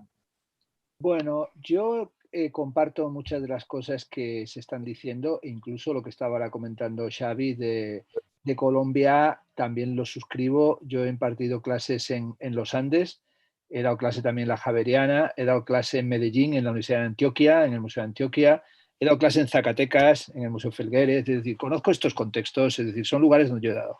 Y hay que decir una cosa, digo, rayitos, en Colombia en el uso de la tecnología y del teléfono han ido a la par que en España. Es decir, eso está en el mismo nivel o más que el que tiene aquí. Y las Claro, universidades allí, por ejemplo, los Andes, como ha dicho, donde yo he participado recientemente en Modus Operandi, con Caimpress, etcétera, etcétera, son universidades con un grado, por ejemplo, el portal Esfera Pública. Eso está hecho con profesores de Colombia que tienen un nivel y que están totalmente atentos a lo que sucede en el contexto académico internacional. Es decir, tenemos que quitarnos la idea de que en América Latina estuvieran en un estado de decalage o de retraso tecnoestético, cultural, universitario. Eso es mentira. Están al contrario más atentos a lo que está sucediendo en el orden académico internacional que nosotros. Pero incluso en Ecuador, donde he impartido clases y he hecho también curadurías, ellos han estudiado la ANECA, han estudiado el proyecto de Bolonia. O sea, digamos, hay un interés en América Latina, a veces hasta exagerado, por conocer lo que sucede en el orden. Sin embargo, en España, como bien ha dicho Xavi, o tenemos idealizada Alemania o tenemos idealizado Estados Unidos. Y el resto, o sea, tú preguntas a un profesor español y salvo casos raros como Xavi, que ha vivido y ha tenido esa interacción con Colombia, tendrá una concepción súper borrosa, ¿no? O sea, no solo borrosa, totalmente desenfocada y dará una opinión regresiva y colonial. Sin embargo, cuando tú vas a ver esas universidades, te encuentras con una masa crítica muy potente, con un sistema artístico interesantísimo, pero eso sí, muy mal retribuido. Por ejemplo, en México es tremendo como lo que ha estado contando Isis, claro, y lo que ha estado contando Soriano. Si el profesor no tiene un salario mínimamente digno, es fatal. Pero es que en España también los asociados cobran 600 y 700 y 450 euros y son profesores que están ahí con una responsabilidad académica muy fuerte. Por tanto, es que no cobran ni el salario mínimo interprofesional. Ahora se está discutiendo si 900 euros en España. No los cobran muchos asociados en España. Pero yo diría, mi universidad de Bellas Artes ideal, y voy a hacer una cosa que sonará muy rara, se fijó en un Real Decreto, porque a veces es bueno ir a los documentos fundacionales. El día 26 de octubre del año 1990, un tal Javier Solana Madariaga y un Juan Carlos R. que es un hombre que no queremos recordar, ¿no? Esto es el rey emérito y fugado, pues estos señores firman el Real Decreto con sus directrices generales propias de los planes de estudio conducentes a la obtención del título oficial de licenciado en Bellas Artes. Estos son esos documentos que la gente ya ni se lee, pero es que no se lo lee nadie, con lo cual se están haciendo planes todo el rato y habría que ir al Real Decreto que marca las enseñanzas, porque aquí cada uno tenemos una tendencia que es a reinventar el mundo cada día. Se reinventa la pólvora, se reinventa el Pacífico, se crea la piedra filosofal, se inventa el color negro, aparece un tío y saca una paloma de un sombrero y se declara mago, ¿no? Entonces dices, bueno, vamos a ver, ¿cuáles eran los documentos para ver si los documentos iniciales eran hablando mal una cagada o algo sale de ellos? Más que nada porque es el marco regulador que tenemos. Como bien cuenta Xavi, los que llevamos unos años en la universidad, que no tenemos ningún privilegio, salvo ser más mayores que otros, hemos pasado por 400 planes. Yo empecé como profesor de licenciatura, aquellos 5 años, había otros años de doctorado, luego ya fuimos profesores de grados y de másters y hemos tenido el plan antiguo, el nuevo, el renovado, el viejísimo y el actual. Entonces, ha habido tal cantidad de planes. Mira, en mi universidad había una cosa que se llama mapa de planes, que era una cartografía de planes para aclararse qué curso estábamos dando. Había alumnos que estaban matriculados, eso era lo mejor, en planes extintos, ¿no? En planes que ya no existían. Y entonces había alumnos, o sea, era aquello como un catálogo borgiano, como el famoso idioma analítico John Wilkins, animales no incluidos en esta clasificación. Era una cosa indescriptible. No digo ya ni heterotópico, era el caos puro y duro. Y en el Real Decreto al que me remito, dice en su primera frase, porque es que esta vale para que nos aclaremos. No es que valga para México, pero en cada lugar tiene que haber un plan. Dice, disposición primera, las enseñanzas conducentes a la obtención del título oficial de licenciado en Bellas Artes, además de orientarse a la formación de artistas plásticos en su acepción más amplia, se habla de una acepción amplia de ser artista, es decir, que entiende que esto no está restringido, deberán proporcionar una formación teórica, práctica y metodológica en las distintas especificaciones formales que actualmente pueden gustar la práctica artística y sus aplicaciones. Daros cuenta que en el Real Decreto ya dice una formación teórica, práctica y metodológica. Si revisamos los planes de estudio, formación práctica, poca, muy poca o ninguna, o casi ninguna. Formación práctica, mucha y dada de la forma más desordenada, viejuna y ancestral y arcaizante imaginable. Y metodológica, poca. porque no se ha indagado suficientemente en la metodología de las artes plásticas. Entonces la palabra metodología la utilizamos como un cajón desastre para no referirnos a nada, ¿no? Entonces eso no se discute. Pero ahí no queda la definición, solamente queda una frase. Las enseñanzas deberán promover una actitud crítica y creadora a partir de un amplio conocimiento de las corrientes del pensamiento estético. Fíjate que 3 frases, que son buenísimas, ¿no? Artista en sentido amplio, formación teórica, práctica y metodológica, que tengan una aplicación y que sean enseñanzas que promuevan la actitud crítica y creadora a partir de las corrientes del conocimiento y del pensamiento estético. Esto no se hace por ningún lado, porque no se da esa formación crítica, porque no se da, porque es que, vamos a ver, no existe ni la asignatura de crítica en ningún plan de investigación en Bellas Artes. El crítico, yo soy crítico, pero no quiero barrer para mi casa, y el curator son agentes fundamentales del sistema del arte. Si un artista se está formando como artista y no se le enseña que en su trabajo va a trabajar con galeristas, con críticos, con curators, con gestores culturales, con museógrafos, es que ¿qué cree? ¿Cree que es un artista de qué tipo? Pero si es que necesitaron del sistema del arte incluso los artistas renacentistas, necesitaron del sistema del arte incluso los artistas románticos, necesitaron del sistema del arte incluso Van Gogh tenía el hermano que era galerista, ¿no? Y necesitaron del sistema del arte los artistas vanguardistas, los artistas neovanguardistas, los artistas posmodernos, los artistas contemporáneos. Es decir, tiene que ser una enseñanza crítica, creadora y que atienda a las corrientes del pensamiento estético. Yo soy profesor de estética y la estética brilla por su ausencia en las enseñanzas de las artes plásticas en todo el mundo. ¿Por qué? Porque es que en los planes de estudio esa palabra ni aparece.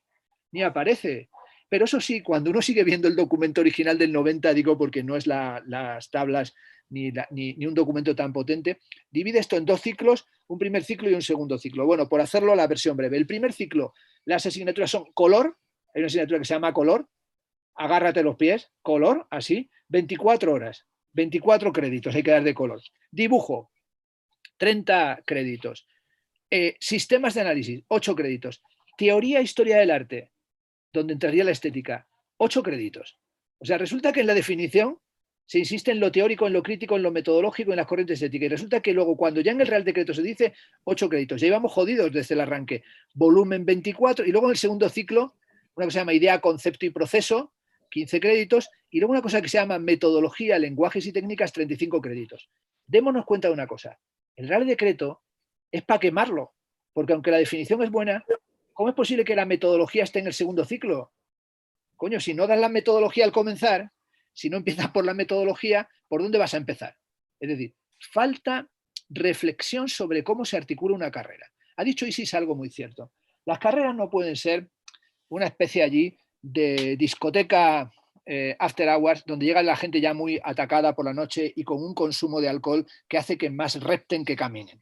Y donde cada uno llega y el que todavía puede moverse baila al son y saca a bailar a alguien, el que está en una situación perjudicadísima se vomita en un váter y el que está medio pensionista se mete una raya de cocaína en un cristal o encima de una tarjeta de crédito. No.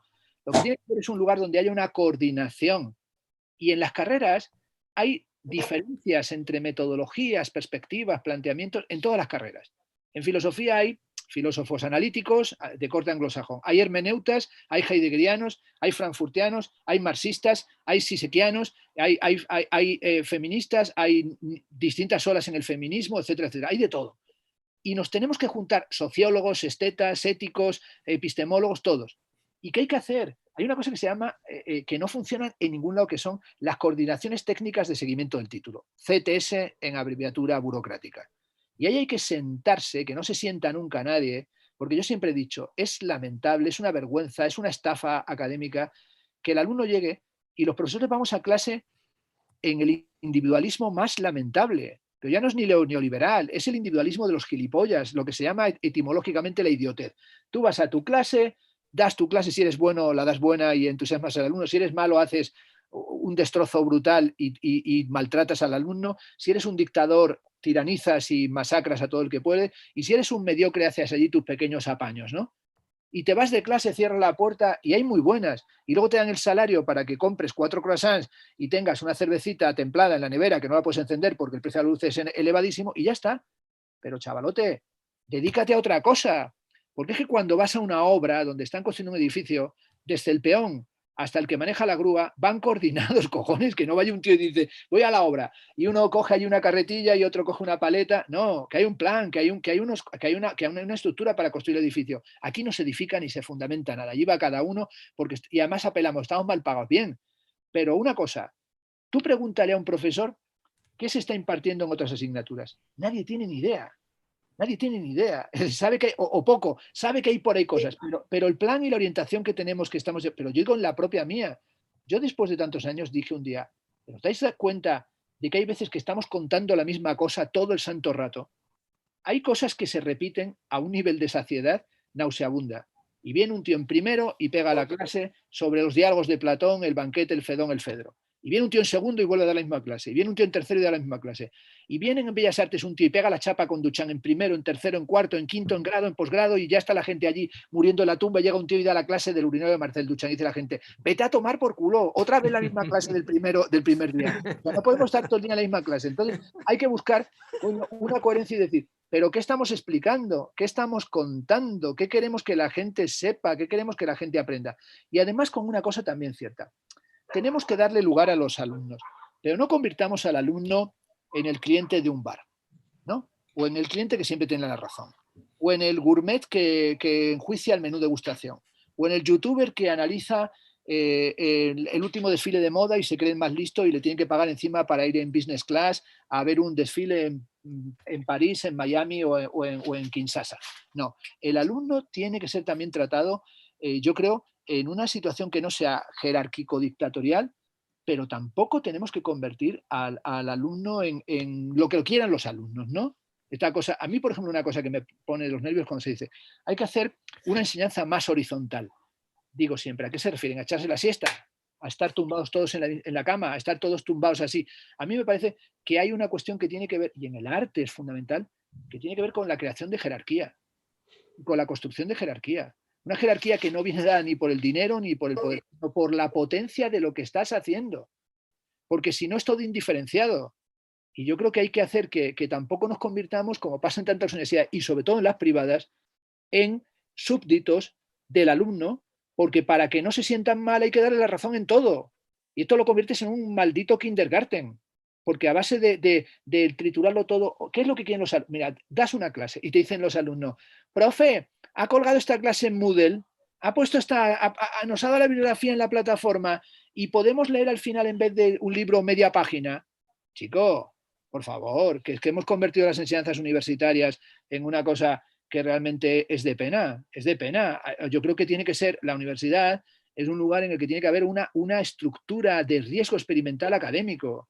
Y de buscar esa palabra excelencia que ya no significa nada. Pues se habla campus de excelencia, enseñanza de excelencia, ¿qué va? Lo que hay que intentar es hacer cosas que tengan potencia y que creen intensidad. Y esa intensidad tiene que ver en muchas ocasiones, y termino, con ese momento en el que llega un profesor o un invitado o alguien que introduce viento fresco en medio de una habitación que huele a estancado, ¿no? Y eso todos los que hemos sido alumnos lo sabemos. Ese momento en el que llega alguien que crea una dinámica en la clase y en la enseñanza que, aunque no estés de acuerdo con él en nada, te hace pensar, te remueve la mente, te incita a hacer cosas y lo metes como ejemplo, contraejemplo, como modelo, como antimodelo. Eso es fundamental. Y esos momentos en los que, los que hemos tenido buenos alumnos, los que hemos disfrutado de buena enseñanza, porque hemos tenido grandes profesores que nos han enseñado, ha sido porque era gente que llegaba muy potente, apasionado y que eran capaces de convertir la clase en algo que transmitía aquello que queríamos que fuera la universidad. Yo creo que la universidad tiene que ser un lugar donde no vayamos los profesores ya de vuelta de todo, déjà vu, cansados y con la arruga de la renuncia, y que tampoco vayan los alumnos a que les mastiques la comida y se la calientes en el microondas, sino que vayamos en realidad a un trabajo común que sea un trabajo sádico, ¿no? En el sentido de SADE, ¿no? Un esfuerzo más para ser republicanos. Tiene que ser una república de un cómplutum, una república del conocimiento, ¿no? Un espacio del conocimiento en el que haya capacidad para ver los niveles de intensidad que el conocimiento y la práctica artística genera. Para hacer lo que el maldito decreto de creación de la carrera decía, para crear esas corrientes de crítico-creativas del pensamiento estético. Porque, como ha dicho Isis, lo fundamental es pensar y reflexionar. Pensar y reflexionar desde la práctica.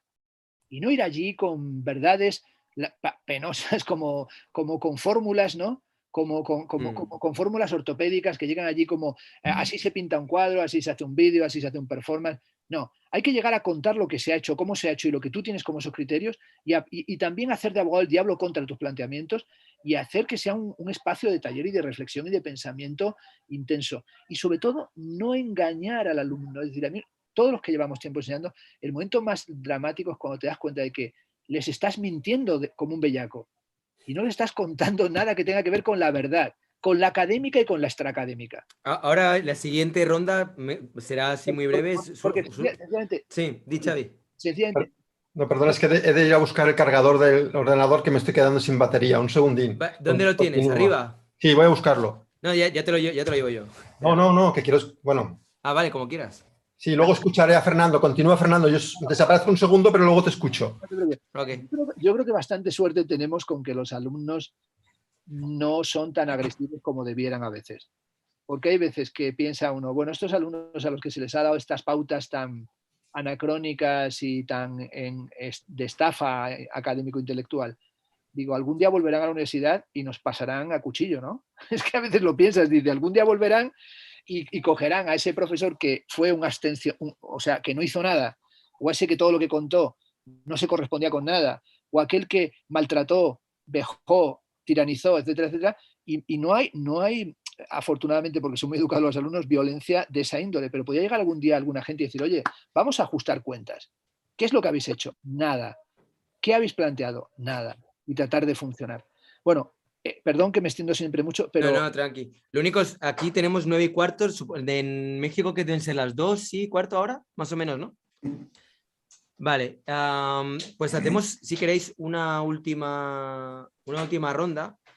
Bueno, perdón, después de que acabe el doctor Soriano, aunque luego ya, si quieres, doctor Soriano, bueno, primero haz tu aportación y si quieres empezar tú con la pregunta que quería plantear, que es la de ¿realmente vale la pena estudiar Bellas Artes o es mejor tirar por ser autodidacta? Que me parece que en vista de todo lo que estamos hablando aquí, es una reflexión que igual habrá gente que se la puede estar haciendo. Soriano, te vemos un poco oscuro, ¿eh? No sé si tienes ahí más luz. A ver, dame un segundito. Segundo. Mira, así de paso damos un poco de tiempo para que baje Xavi y pueda ahí sentarse. Mientras tanto, toda la gente que estáis viendo ahora mismo el debate, muchas gracias por estar ahí. Recordaros que le deis al like si queréis apoyar vídeos como este y si os está gustando todo lo que estamos hablando, pues veo que hay 150, 160 personas, pues a ver si conseguimos ahí que se traduzca eso en likes. Recordaros que podéis hacer superchats, suscribiros y bueno, en fin, y yo creo que ya está. Y compartirlo también si os apetece. Vale, pues... Saludos a Adrián Gómez. Sí, pues saludos a Adrián, saludos a César Córdoba, que también es otro amigo de canal, que está por aquí. Otro día tenemos pendiente hacer también algún tipo de vídeo con César Córdoba. Y nada, pues nada, doctor Soriano, todo tuyo. ¿Tú qué te parece todo lo que estamos comentando? A mí me gustaba mucho tu pregunta anterior. O sea, esta de cómo me imagino yo mi universidad ideal. Bueno, sí. Para empezar, donde Fernando Castro de cátedra, para empezar, ¿no? Esa me gustaría. Pero, ¿sabes? Yo, y te digo así rápidamente, a mí me gusta la idea de una facultad de artes donde el tronco común, las materias obligatorias, sean toda teoría estética, filosófica, psicológica. O sea, yo creo que lo que es esencial, como bien dice Fernando, es enseñar a pensar. O sea, yo me imagino una facultad donde los talleres sean optativas, para que tú no tengas que darte un semestre de pintura cuando tú no quieres pintar. O sea, creo que lo esencial es, y lo que hace la diferencia con un autodidacta, conectando con otra pregunta. Sí, perfecto. Es que en la facultad te dan una estructura de pensamiento que difícilmente obtienes siendo autodidacta, porque no hay el orden. O sea, no porque no puedas acceder a los libros. Internet es un medio extraordinario para eso. Pero se supone que la universidad te da una estructura. Y esa estructura no necesariamente condiciona que tu pensamiento se reduzca, no, todo lo contrario. te da una forma de pensar el arte más allá de la idealización bohemia o del pensamiento alrededor de la disciplina artística. Y también creo que algo que va muy en contra es esa percepción colectiva de que el arte es todo droga, sexo y rock and roll, ojalá, pero no. Pero la verdad es que también se tiene que dejar de preocupar tanto por lo que opina la gente y preocuparnos más por la percepción que tienen los directivos del arte. Como bien decía Ariadna, pues el problema no es tanto que el público en general nos perciba así y a los médicos, no, eso sí, son honorables, sino que los directivos digan, güey, ¿y tú para qué quieres un tórculo? ¿Cómo para qué? O sea, pues, porque hay gente que hace grabado, ¿no? Y digo, creo que el problema es ese, el problema es que hay poca reflexión. O sea, mi tronco común implicaría estética. En primer lugar, todos los estudiantes de esta licenciatura tienen que tener bases teóricas y ya si eliges pintar con técnicas del siglo XVI o hacer videoarte a lo Bill Viola, es una elección, pero tienes que saber que el arte se piensa, no es nada más un ejercicio manual y el que pinte más bonito triunfa, no va por ahí. Y te digo, yo entiendo, por ejemplo, en las materias de pintura, entiendo que se enseñen para preservar el conocimiento, pero se tiene que dejar la idea de que hay un pleito entre artes tradicionales y actuales. No nos corresponde ese pleito, ya agárrenlo afuera, pero aquí vienen a aprender, aquí vienen a formarse de un modo más complejo que el autodidacta, no porque sea mejor o peor, sino porque es una institución. Se supone que el apoyo de maestros, de tutores y tal, es lo que hace la diferencia con un autodidacta, que tiene una estructura aportada por profesionales que se supone que ya hicieron esta carrera, dentro de la cual tu pensamiento va a tener un orden distinto al de un autodidacta. Y te digo, no tengo nada en contra de los autodidactas, está muy bien que haya autodidactas y tal, pero la diferencia clave, de hecho yo en mi clase, que curiosamente yo doy contextos culturales, o sea, doy teoría, y en teoría doy filosofía principalmente, yo lo que planteo es, bueno, la primera pregunta que yo hago a mis alumnos es, ¿por qué ustedes que están haciendo un posgrado en artes son distintos a un artista autodidacta? ¿Cuál es la diferencia que hay? Y la diferencia es esa, que el nivel de complejidad al que llega un artista formado en una universidad tiene que ser mayor en cuanto que la estructura de pensamiento está ordenada y a veces es más amplia. Y se tiene que pensar que la principal aportación que no va a conseguir en talleres abiertos tal es dicha estructura y para eso se tiene que dar prioridad a profesionales de la teoría del arte.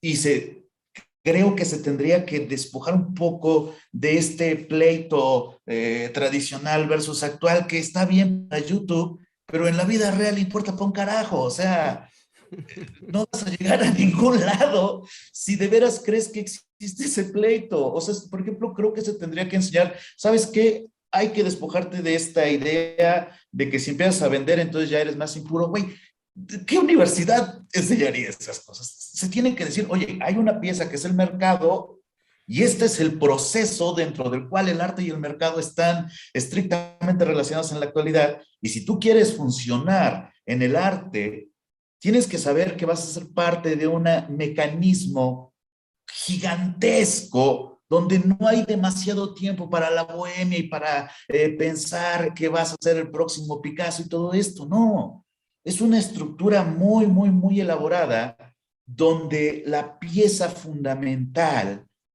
es entender qué es el arte y el arte no lo vas a entender sino a partir de la filosofía. Se tiene que dar teoría como columna vertebral de una carrera de artes.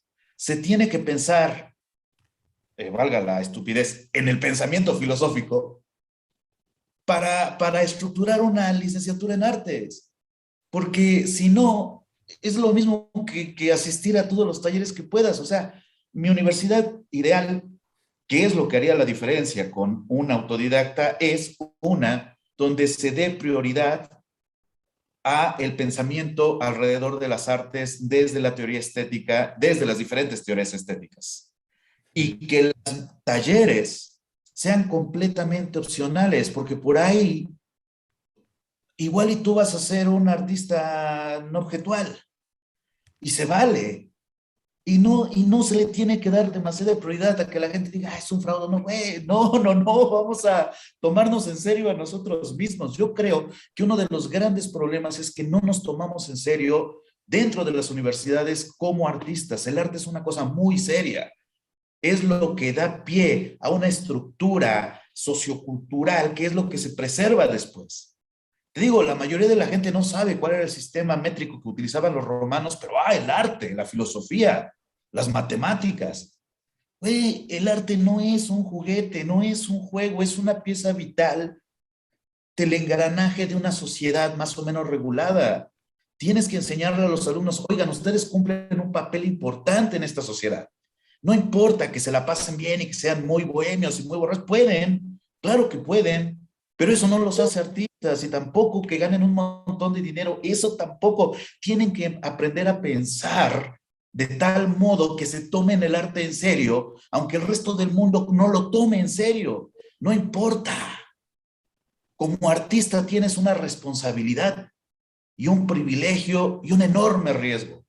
Y si no lo quieres asumir, y si lo tuyo es irte a la bohemia, entonces no le quites el lugar a alguien que sí quiere aprender.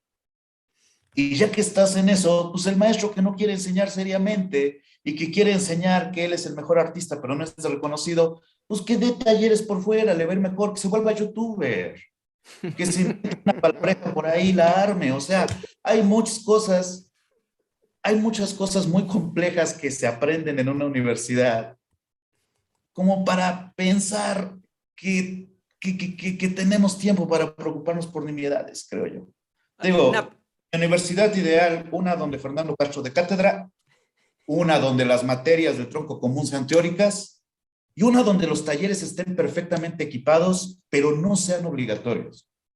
Pero también donde haya una política de puertas abiertas, porque por ahí yo soy videoartista y un buen día digo, güey, se me antojó pintar. ¿Puedo entrar a un taller donde? Sí puedes porque estás inscrito.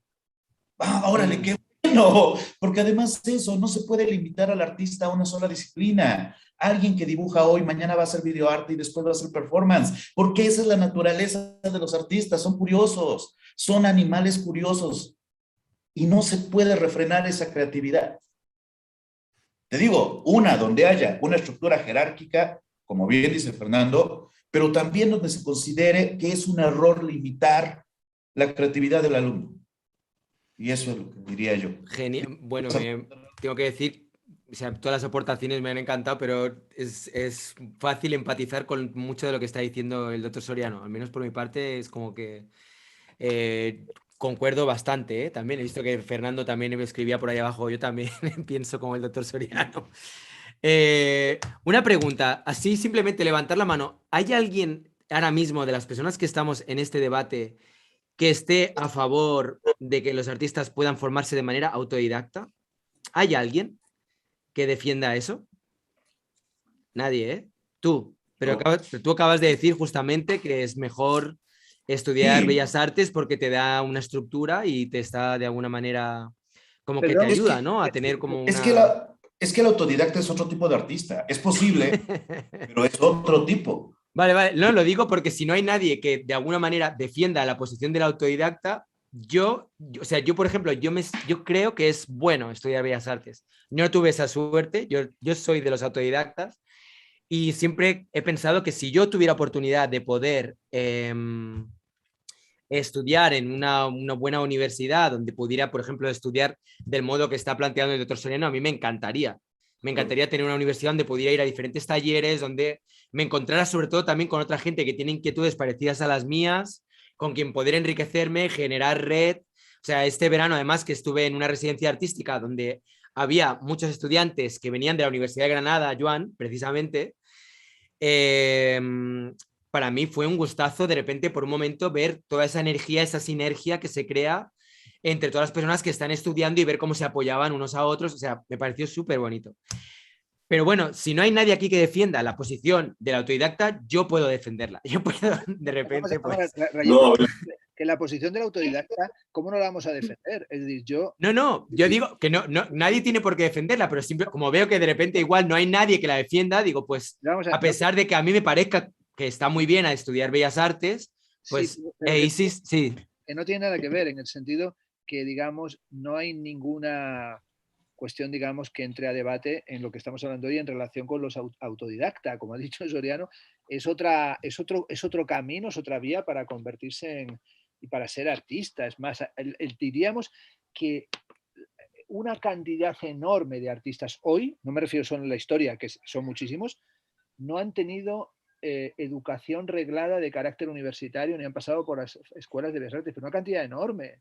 Es decir, no voy a dar nombres, pero es que yo estoy rodeado y he trabajado con una cantidad enorme de artistas. Piensa, por ejemplo, que tú los has entrevistado, Valcárcel Medina. Justamente, era un ejemplo que me lo has quitado. Yo iba a hablar de Valcárcel Medina, porque él mismo recomendó, dijo, yo ahora mismo no volvería a estudiar Bellas Artes.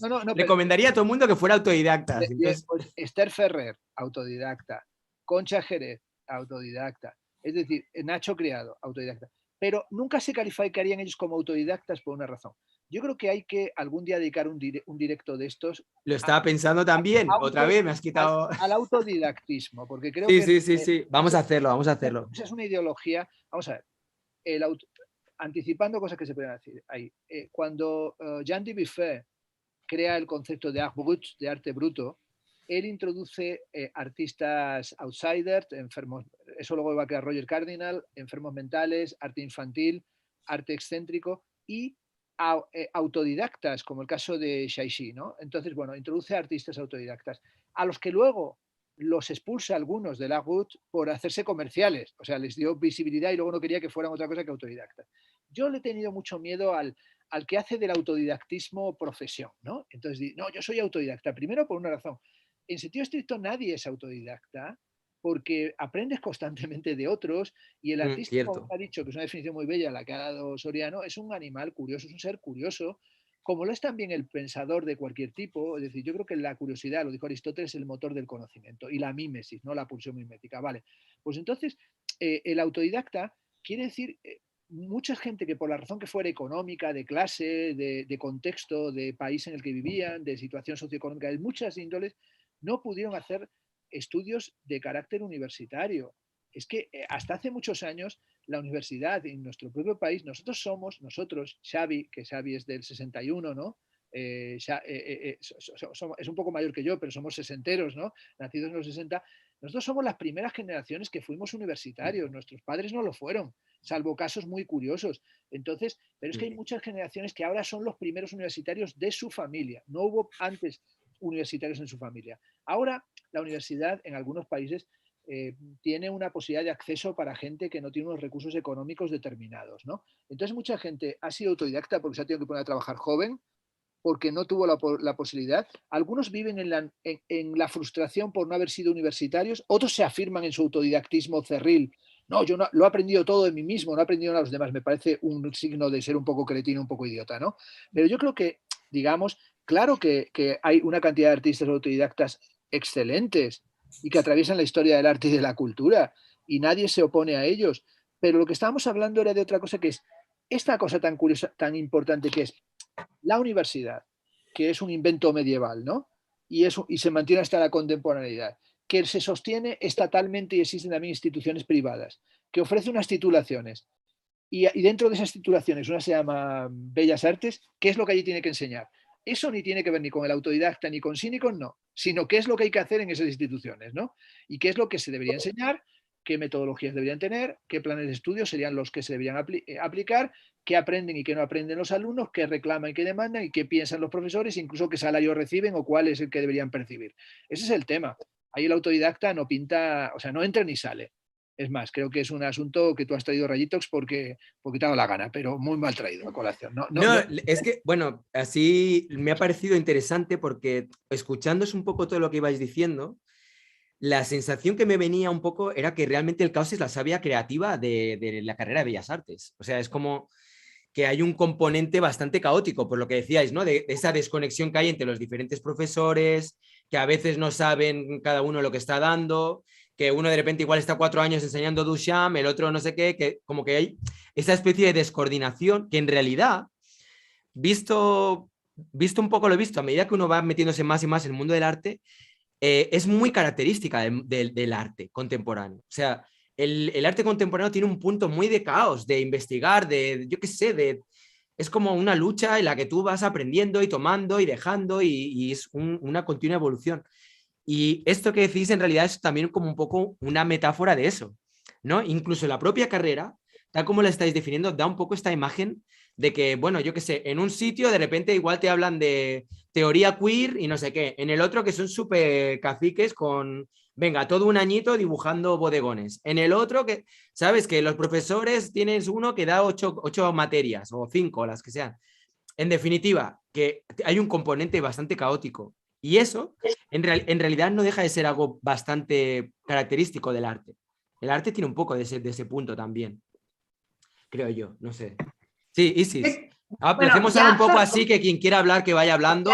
Ya Lo hacemos así un Fernando poco breve y ya está. Sí, sí. Ya Fernando me robó mucho de lo que quería decir sobre este asunto de ser autodidacta. O sea, realmente aprendes de la gente. O sea, es muy complicado ser autodidacta en la manera pura y dura.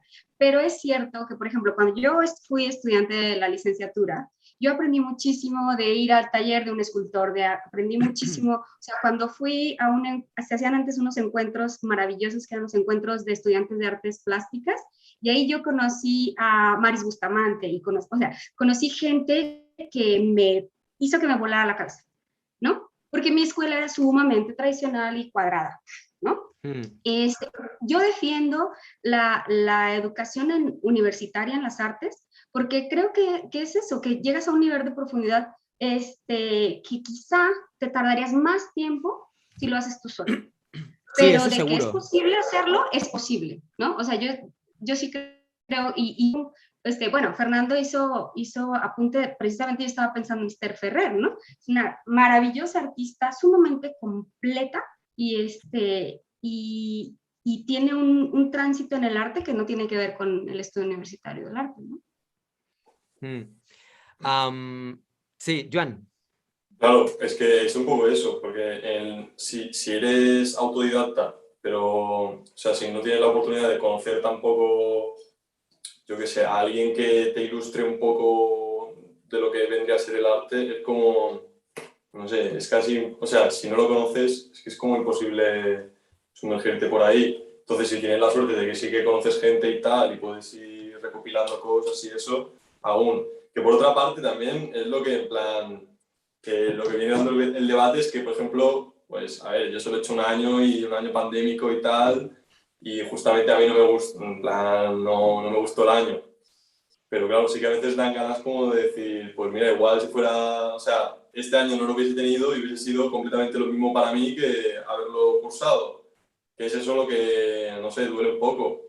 Y a ver, este año espero que sea diferente, pero en caso de que no lo fuera, sí que pensaría, joder, pues tendría que haber sido autodidacta. Entonces, no sé muy bien. O sea, yo tengo fe en la universidad, pero yo qué sé. Esa es la palabra fe, ¿no?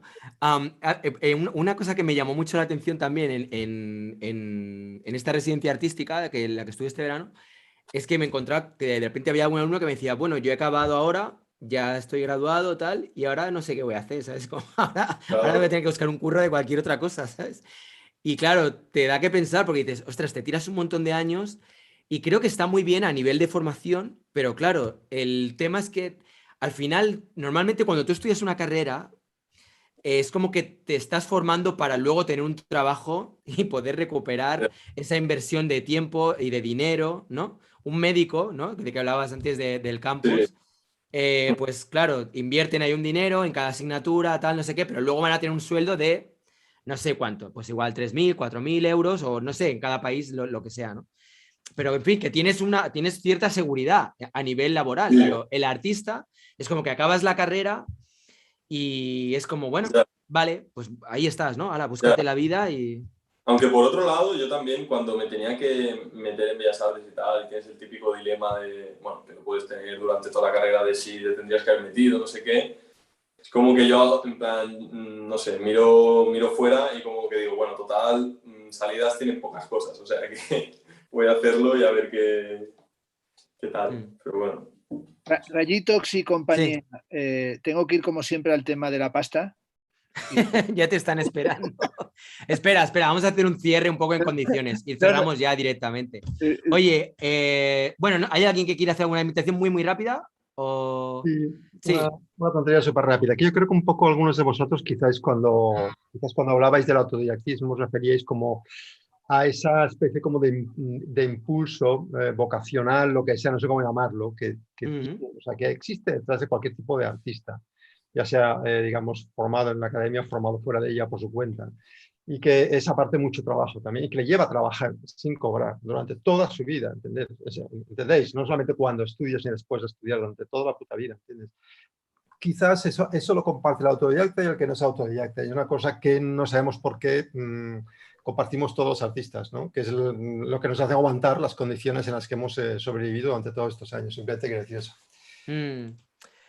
Pues bueno, ha sido un gustazo el poder tener este panel con este nivelazo. Estoy muy contento de que se haya podido celebrar este debate. Me gustaría más adelante poder hacer otro, efectivamente, sobre autodidactas y personas que tengan formación, porque creo que realmente es un debate que podría dar juego, y además es algo de lo que se habla mucho, ¿no? Porque claro, digamos que las universidades están forman parte de este engranaje que de lo que vendría a ser el sistema del arte, donde digamos que al final lo que se favorece es eso, ¿no? Como el capital, el poder vivir de ello, el generar dinero, en fin, es toda una dinámica bueno, que es propia de cualquier otra disciplina laboral, pero por otro lado no lo es. Es como que juega como a dos bandas, ¿no? Pero bueno, nada, lo dicho. Muchas gracias, Xavi. Muchas gracias, doctor Soriano, Joan, Isis, Rodrigo. Muchas gracias también. Fernando, no sé si estás por aquí todavía o si ahora mismo ya estás con la pasta comiendo tus espaguetis que te habrán preparado. Pero bueno, que ha sido un gustazo teneros. Espero volver a teneros por aquí. Y nada, nos vemos muy pronto. No sé si queréis decir algo más, así, de despedida, algo rápido. Muchas gracias. Yo nada más recordé ahora a Luis Kamnitzer, que tiene un artículo, un texto cortito que se llama La educación del arte como fraude. Y en ese texto dice, como está ahora es un fraude. Lo que tenemos que hacer, pero hay opción, ¿no? Hay una forma de pensarla de una manera distinta que se convierta en esta especie de aproximar a los deseantes del arte a sentir, ¿no? Y creo que también podríamos trabajar mucho en ese sentido, ¿no? Pensar en estos entecillos que entran a las universidades y cómo ayudarles a que sientan y entiendan para dónde van, ¿no? Creo que eso por ahí podría ir muy bien. Muy buena, muy buena. Vale, pues un fuerte abrazo. Ya sabéis, las personas que estáis viendo el debate, si no le habéis dado al like, pues podéis también suscribiros, haceros miembros del canal. Recordaros que aquí tenéis también el canal del doctor Soriano, el Fernando Castro, Rafael López Borrego, que no está hoy con nosotros, pero que ya saben, si nos está viendo, que le queremos un montón, igual que César Córdoba y bueno, en fin, otra gente con la que colaboramos y que esperamos poder tenerlos pronto por aquí. Un besazo, nos vemos muy pronto.